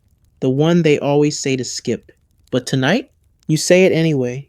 And if the flame dances too high, run. The lamp flares. A A perfect sphere of white fire erupts inside the wood. The door swings open, and behind it, flame. Everywhere, a massive chamber lit by hanging lamps, floor lamps, wall sconces, 1,000 lights burning together in harmony. No smoke, no heat, just illumination. And in the center, a table with one chair, waiting. You step forward, because this is what it's all been building to. You sit, and the lamps hum in unison, a chord, a greeting, and then, welcome, lighter. The voice doesn't echo. It doesn't need to. It fills the chamber like water fills a glass, perfectly evenly, with no space left untouched. Every lamp in the room pulses once in recognition. It's not a greeting, it's a summons. You've arrived where stories end, or begin again. You look down at the table in front of you.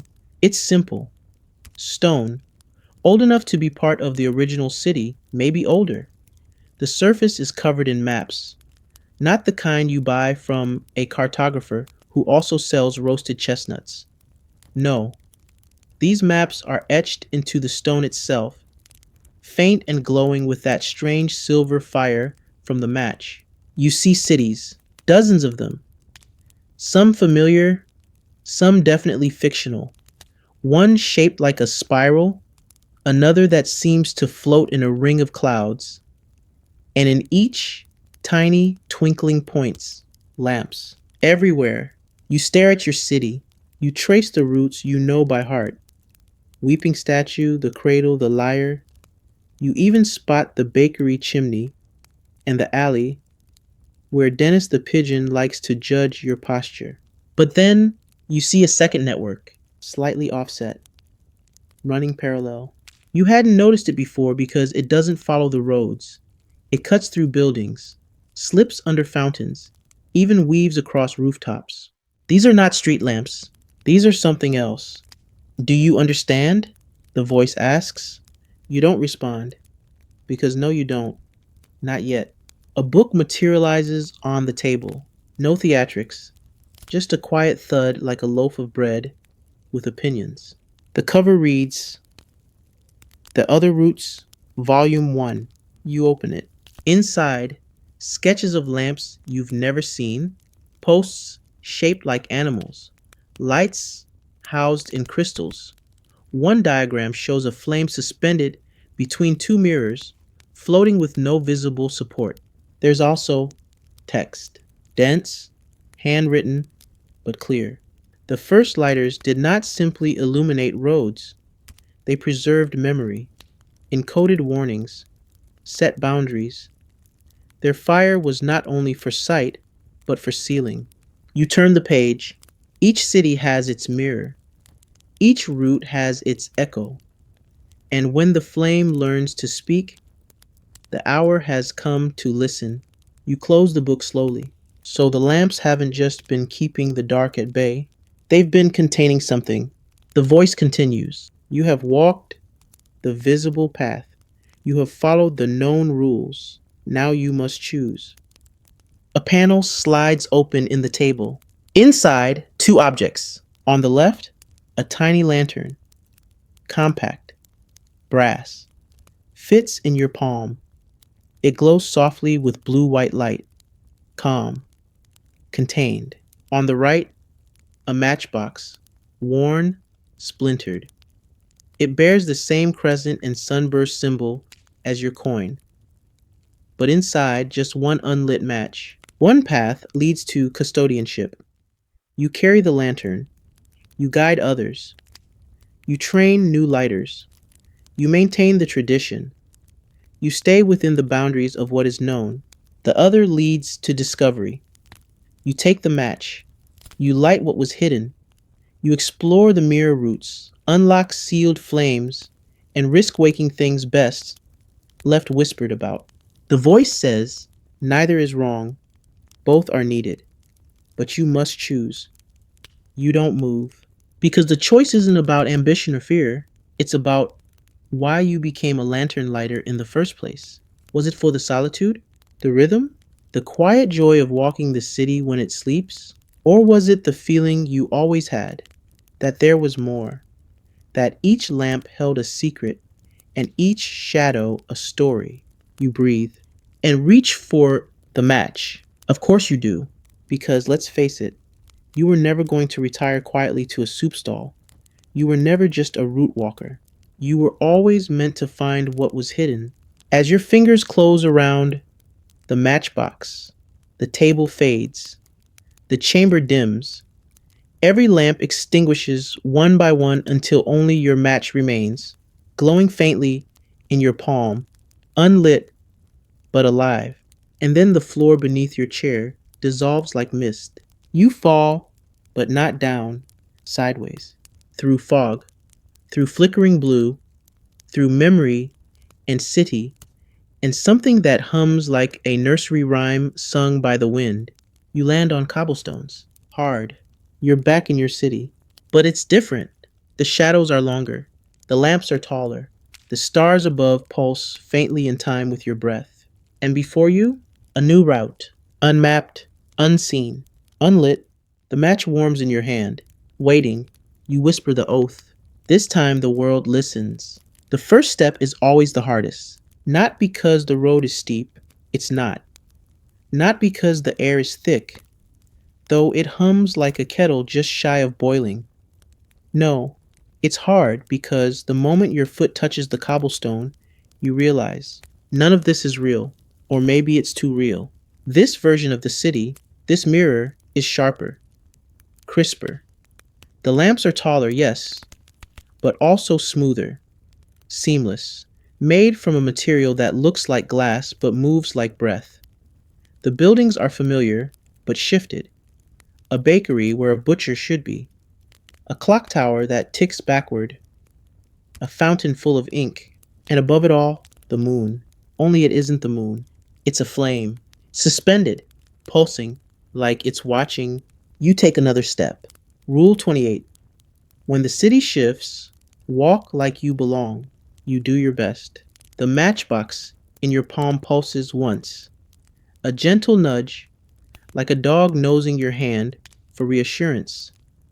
You don't light it. Not yet. You need to understand the shape of this new world before you add fire to it. The first lamp on the route stands in the middle of a cul-de-sac that shouldn't exist. It's too quiet, too circular. You half expect a child on a tricycle to appear, humming something unsettling. But no, just you and the lamp. You approach. It's unlit. You strike the match. It ignites blue. Not cold, not hot, just other. You raise it toward the lamp. The moment it touches the wick, there's a sound. Not a hiss, not a pop.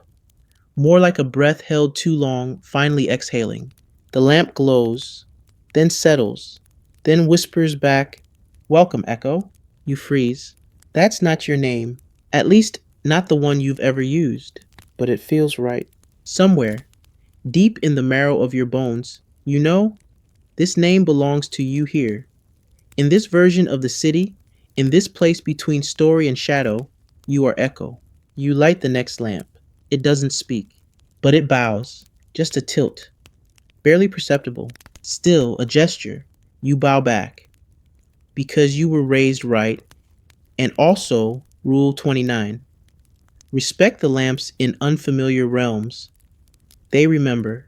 You continue lighting. Each one responds differently. One sings a single note. One sheds a tear. Yes, a literal tear of flame, which hisses away on the cobblestone like a sorrow no one wants to name. One laughs. A short, amused chuckle, like it knows your most embarrassing dream. You light and walk, light and walk. And then you reach the gate. It looks like it was carved from absence. A great archway of void, outlined only by the lamps that flank it. 7 on each side. None are lit. Above the gate, an inscription, "Only the flame that listens shall pass without burning." Well, that's reassuring. You light the first of the 14. It flickers red. Red is not a color you trust. Still, it holds. You move to the second. Purple, like bruised twilight. The third, green. Not leafy green, acid green, slightly menacing. The fourth goes out the moment you light it. You try again. It sparks, then extinguishes. You try a third time. It stays lit. Then all the other lamps flicker in unison, like they're gossiping. You step back, raise your match. All 14 lamps flare together, briefly, and then dim to a glow so soft it's barely there. You step forward. The gate doesn't open, but you pass through anyway. Because in this place, rules are suggestions, and you've earned a few exceptions.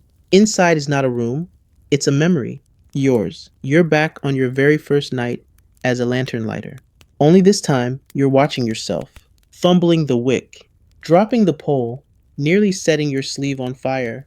You wince. But then you see something you didn't notice back then, a figure watching you, in the shadow, wearing the same coat you wear now, same satchel, same boots. It's you, watching. And as you watch yourself watching yourself, the flame in the memory lamp pulses, then disappears. Darkness, utter and total.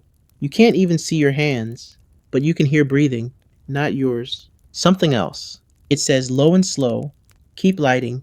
You raise the match, it lights itself. You press it forward, and the darkness peels back. You're no longer in the memory. You're in a chamber lined with bookshelves, except the books are lamps, each one different, each one flickering with a scene. One shows a desert city, one shows a mountaintop, one shows the alley behind your house. Each lamp is a memory, but not yours. Not yet. The voice returns. You are now the keeper of echoes. You kneel because somehow that feels like the only correct response. The matchbox glows, and inside it now are 7 matches. You have work to do. 7 matches. 7. You stare down at them like a newly minted god holding lightning bolts, except smaller, splinterier, and possibly less insured. Each match glows with its own faint hue: silver, amber, violet, blue, red, green, and one that simply shimmers, like moonlight trying to be polite. You don't know what they do, but of course you do. Not in a read the manual sort of way, because, surprise, there is no manual, but in that strange muscle memory way, like knowing how to duck under laundry lines in your sleep, or when a cat is about to pounce. You are now officially the keeper of echoes, which sounds glamorous, but you still have blisters. The first lamp you light with the silver match shows a storm, not above you. Inside the lamp, lightning crackles within the glass. Rain pours in reverse, climbing the inside like it's trying to escape. And for a moment you feel it, the grief of a lost city. You pull your hand back, the lamp calms. It doesn't speak. It just remembers. And now you do too. That's the purpose of these lamps. They don't light the way forward. They light the past. Not just yours, everyone's. They hold memory, pain, joy, whole histories compressed into flickers and filaments. You strike the second match, amber. The flame that appears isn't a flame at all. It's a child, glowing faintly, giggling, running around the lamppost like it's the center of the universe. You stare, can't move, because you recognize the laugh. It's yours. Or someone who sounds very much like you, long ago. Before lanterns and oaths and creaky knees, you let the flame burn. Just a bit longer. The child fades, the lamp dims, and you're left standing there, feeling older and strangely lighter. Rule 30. Let the flame teach you, even when it hurts. You light the third. Violet, a whisper, then a roar, then a song. The lamp hums a melody that wraps around your ribs and settles in your throat. It has no words, but it tells a story of a woman who waited by a lamppost every night for someone who never came back. And eventually she stopped waiting. But the lamp remembered, and every so often, when the wind is right and the fog sits low, it hums her song. For no one. For everyone. The flame flickers out on its own. You move on. Each lamp you light opens something. Memories not your own, truths long buried, warnings wrapped in warmth. But then you reach one that refuses. You strike the red match. It flares, hotter than the rest, angrier. You approach the lamp, and it hisses, not in fear, in resistance. The match dies in your hand. The lamp remains dark. You strike again. Another red match. Gone. This lamp, you realize, does not want to be lit.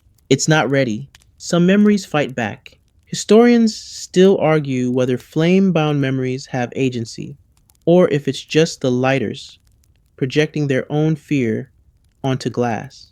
You leave that lamp untouched, because Rule 31. Not every light is yours to kindle. You strike the blue match. This one reveals a place, not a person, not an emotion, a city drowned, not by water, but by silence.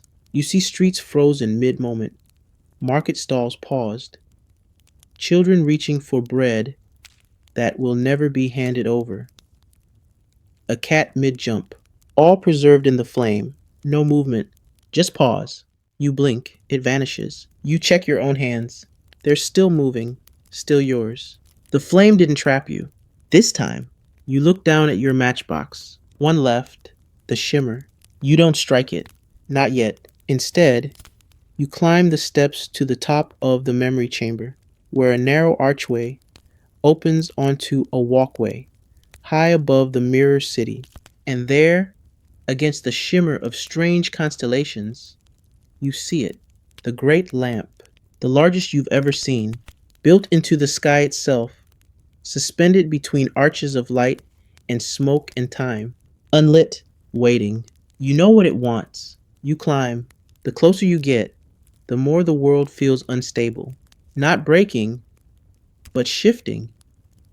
Like pages being flipped faster and faster, the smell of rain, the heat of candle wax, the salt of tears, all at once. You reach the platform, breathe, and finally, you strike the last match. It ignites in silence.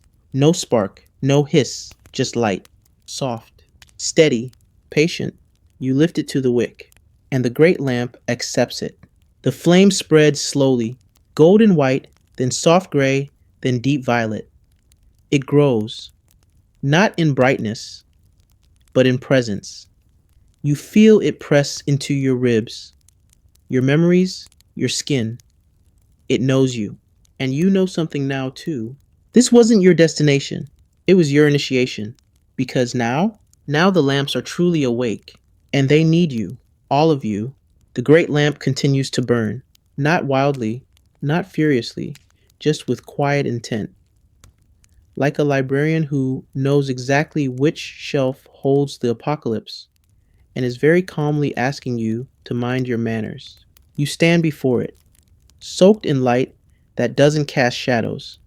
You should feel overwhelmed, terrified, ready to write a strongly worded letter to the local guild of reality. But instead, you feel still, like you finally caught up to something that's been chasing you for years. And then the wind speaks. It doesn't howl or whisper. It converses smoothly, like a dinner guest who's always 3 steps ahead in the conversation. You've lit the final flame. A pause. The others will come. Others? You glance around. Nothing but the mirror city spread out below you, like a reflection that's just slightly wrong. Streets you know, but slanted. Windows that blink. Chimneys that breathe. What others? You ask. The wind hums, almost pleased. Keepers, like you, or close enough. And then, across the rooftops, you see them. Silhouettes, moving in concert. One here, stepping across a suspended bridge of rope and light. Another there, climbing the bell tower, barefoot. A third sailing down the wind like it owes them rent. All carrying light, not lanterns, not torches. Each flame is unique. One shaped like a bird, another like a spiral, another glowing from within their chest. You realize the truth with a gentle kind of awe. You weren't the first. You were just the one on duty when the lamps decided to wake. The platform beneath your feet begins to shift, not in a dangerous way, just a soft rearranging of stones, like a very polite earthquake. A circle forms, edged with symbols you've seen before, on Jasper's notebook, on the sunburst coin, and that night a pigeon stared directly into your soul. You stand in the center, and the great lamp asks, not with words, but with warmth. And do you accept your route? The question hits differently now. Before, your route was cobbled alleys and cursed gutters, a weeping statue, a rude goat, a lukewarm flask of oil, and a ladder with abandonment issues. But this is a route through memory, through story, through cities that forgot themselves. You say softly, yes, the circle glows. And then, unexpectedly, a door opens behind the lamp. A proper door, wooden, slightly chipped, smells like cinnamon and regret. You didn't see it before. You're pretty sure it wasn't there. But Rule 32 is very clear. When the flame opens a door, walk through. Don't ask. Don't knock. Bring snacks if possible. You do. The room inside is impossibly small and simultaneously vast. A contradiction in oak paneling and starlight. There's a desk. On it, a ledger. You open it. The pages are filled with names. Thousands. In hundreds of languages, some of which are just tones or scents or patterns of thought. But they all carry one thing in common. Each name is followed by a route. Some are streets, some are songs. One simply reads, "The trail between shadows that forget their source." You turn to the next page, it's blank. Until it isn't. Your hand moves on its own, writes your name, your true one. Or maybe the one the city gave you. And beneath it, Route 17, the forgotten flames. You blink. The matchbox in your coat shifts. A new match has appeared. Black tipped, heavy, cold to the touch. You don't light it. Yet, instead, you sit in the room. Let yourself be small in the face of the work ahead. And then you notice the other desk. Smaller, dustier, with a drawer slightly open. Inside, a letter addressed to you, written in a hand you almost recognize. Echo, if you're reading this, congratulations. You made it farther than I ever did. I always suspected the lamps were more than wicks and oil. I just didn't know how much more. Take care of them. And yourself. The shadows get clever when the light burns too long, and tell the cradle I still owe it a dance. Jay, you smile, because of course Jasper left a note. You pocket it, stand, stretch, and exit through the door on the far wall, back into the mirror city. But now you see it clearly.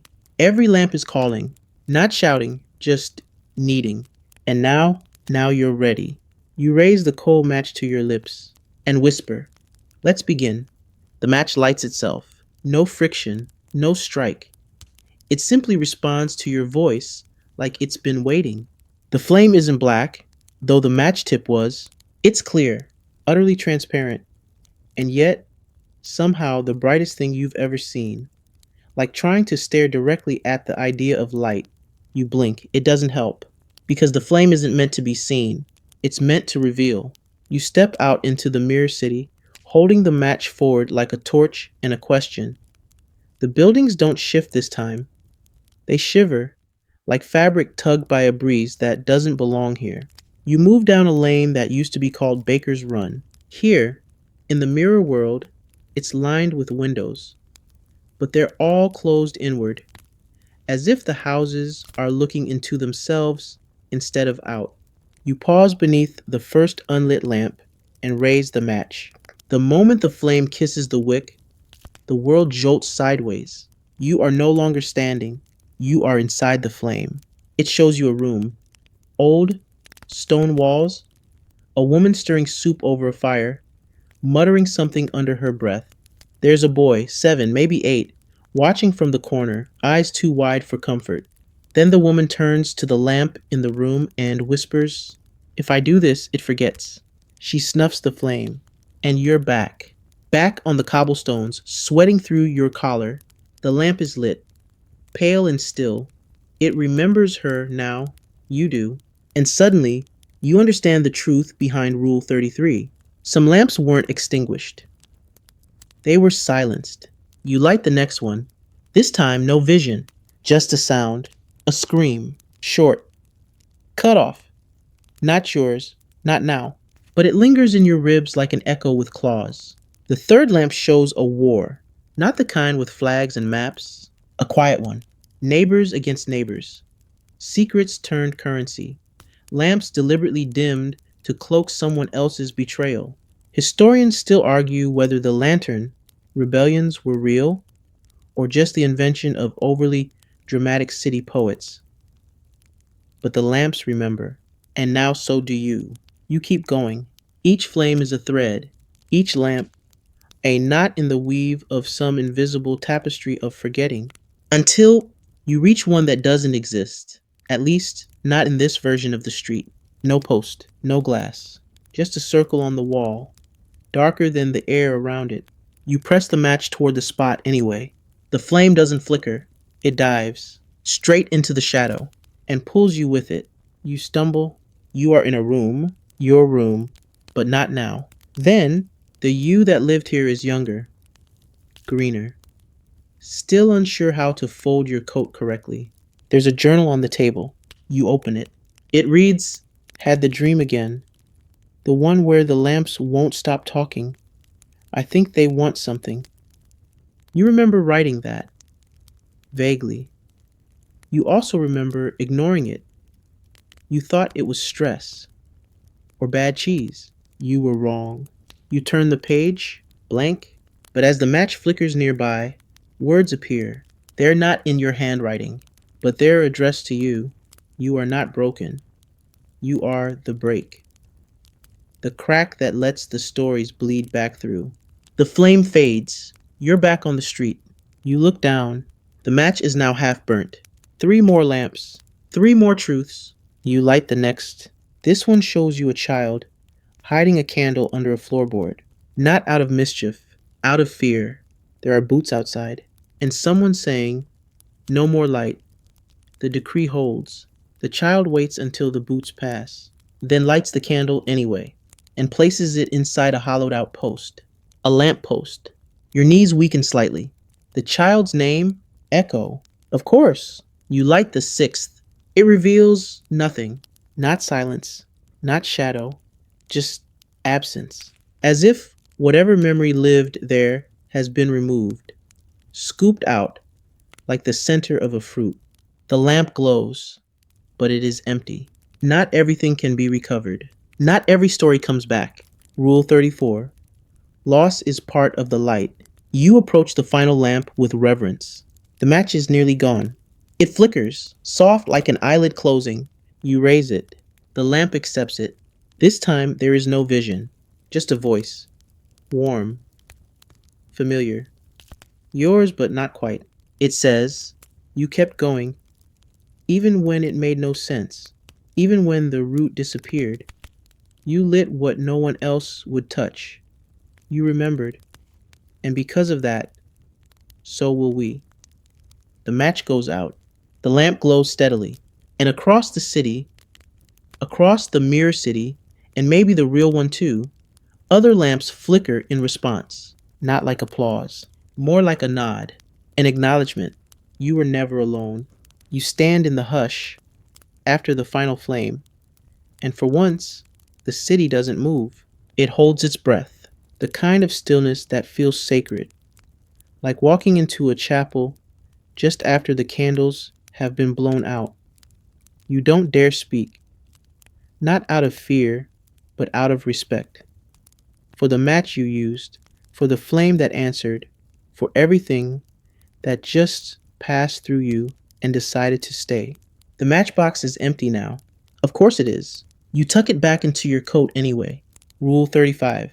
Never throw away a box that once held fire. It remembers. Ahead, the mirror city begins to stir. Not loudly, not suddenly, just a slow unfurling, like someone drawing back a heavy curtain. And then you see them, other lighters, more than before, stepping out from alleys, rooftops, fountains, balconies that shouldn't support weight. Some wear robes, others wear jeans. One appears to be part lamppost. You all blink at each other, like strangers who've just realized you've been in the same dream. They don't speak, but they nod in that way that says, "You made it. Good. Now let's begin." And just when you're bracing yourself for some kind of epic, flame fueled conclave of destiny, someone sneezes. It echoes. Several lighters giggle. You do too, because even now, even here, we're all just people trying not to sneeze in silence. You step forward. The city shifts again, but this time it's not sideways, not upward, inward. You are in the core, a place older than the streets, older than lamps, older than you. It's not built from stone or glass or wood. It's built from stories, walls made of whispers, ceiling formed from forgotten lullabies and lost bedtime promises. And in the very center, the first flame, it's small, ridiculously so, like something you'd find flickering behind the counter of a particularly pretentious candle shop. It glows with that same clear light as your final match, but with none of the urgency, just presence, eternal, gentle, like it's known your name since before your parents met. You kneel. It doesn't ask you to, but it feels right. There's no ceremony, no sudden gust of wind, no booming voice. The first flame simply leans forward and kisses your forehead. A warmth spreads through you, like honey, like a fire that wants to warm, not consume. You see it all now, the routes, the mirror cities, the buried stories, the lighters who failed, the ones who ran, the ones who stayed too long and forgot their names.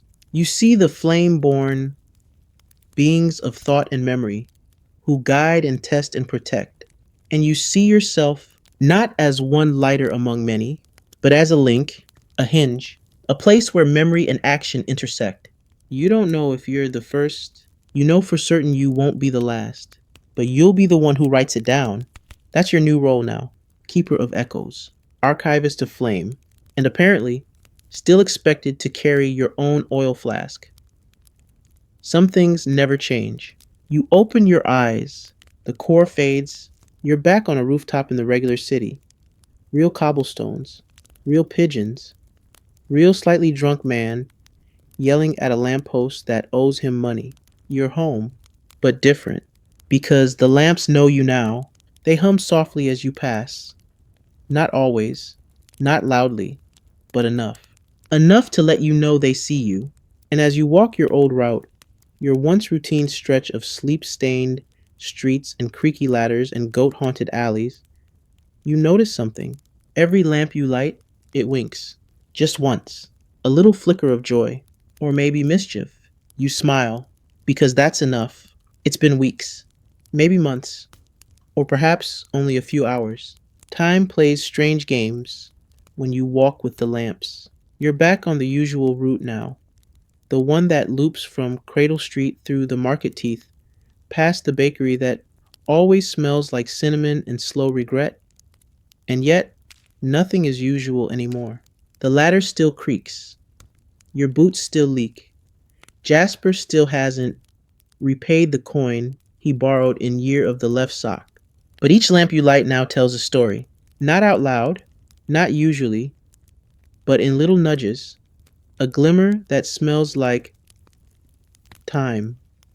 A flicker that stirs your memory, just enough to remember your grandmother's cough or the way the street used to tilt before they fixed it. The townsfolk don't notice anything different. They still grumble when your pole clinks under their window, still glare at the lamps when they sputter too bright and wake the baby, still toss their wash water directly into your boots at least once a week. But once, just once, An old woman paused at the edge of her doorway, looked up at a lamp you just lit, and whispered, "That one feels kinder." And you nodded, because she was right. The lamps are changing. Or rather, they're remembering. And it's spreading. You've seen it in other towns. The mirror cities no longer wait for twilight. They bloom when called. You've crossed into two more, walked their routes, lit their hidden flames, spoken their forgotten names. Each time the matchbox returns, never full, never the same, but always with just enough to keep going. You don't light every lamp anymore. Some are meant to rest, to hold their silence for a while longer, until someone braver, or sadder, comes along and listens. You've become someone people don't quite notice but somehow trust. A street urchin once called you Fire Uncle. You took it as a compliment. Some nights, you feel the first flame watching, not judging, not directing, just present, like the stars, like grief, like kindness passed hand to hand down a line of strangers who never asked for a name. Tonight, your route ends at the weeping statue. It's raining, of course. You lift your pole, the flame rises, the lamp takes its time, as always. And just as it lights, the wind shifts. You smell cinnamon. You hear the faintest laugh from nowhere in particular. And you realize you are not the light. You are the one who says, "Here it is. Look again." You are the reminder, the ember, the echo, and that is enough. So now, dear listener, the route winds to its end. The flame has done its work for the night.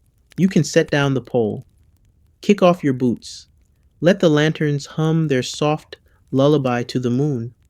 Let the echoes settle back into the cobblestones, like stories curling up for a long nap.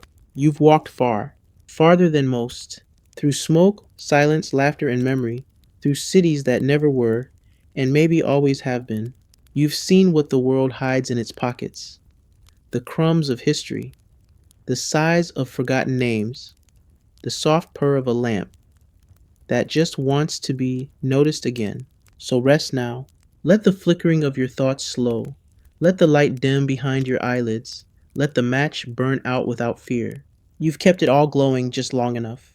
Tomorrow, if there is one, you can walk again. But tonight, let it all be still. The lighters are watching, the lamps are listening, and the streets, both real and mirrored, are wrapped in peace. You are not lost. You are not alone. You are part of the route now. Sleep well, Echo, and may your dreams be well lit. End of script. Sweet dreams.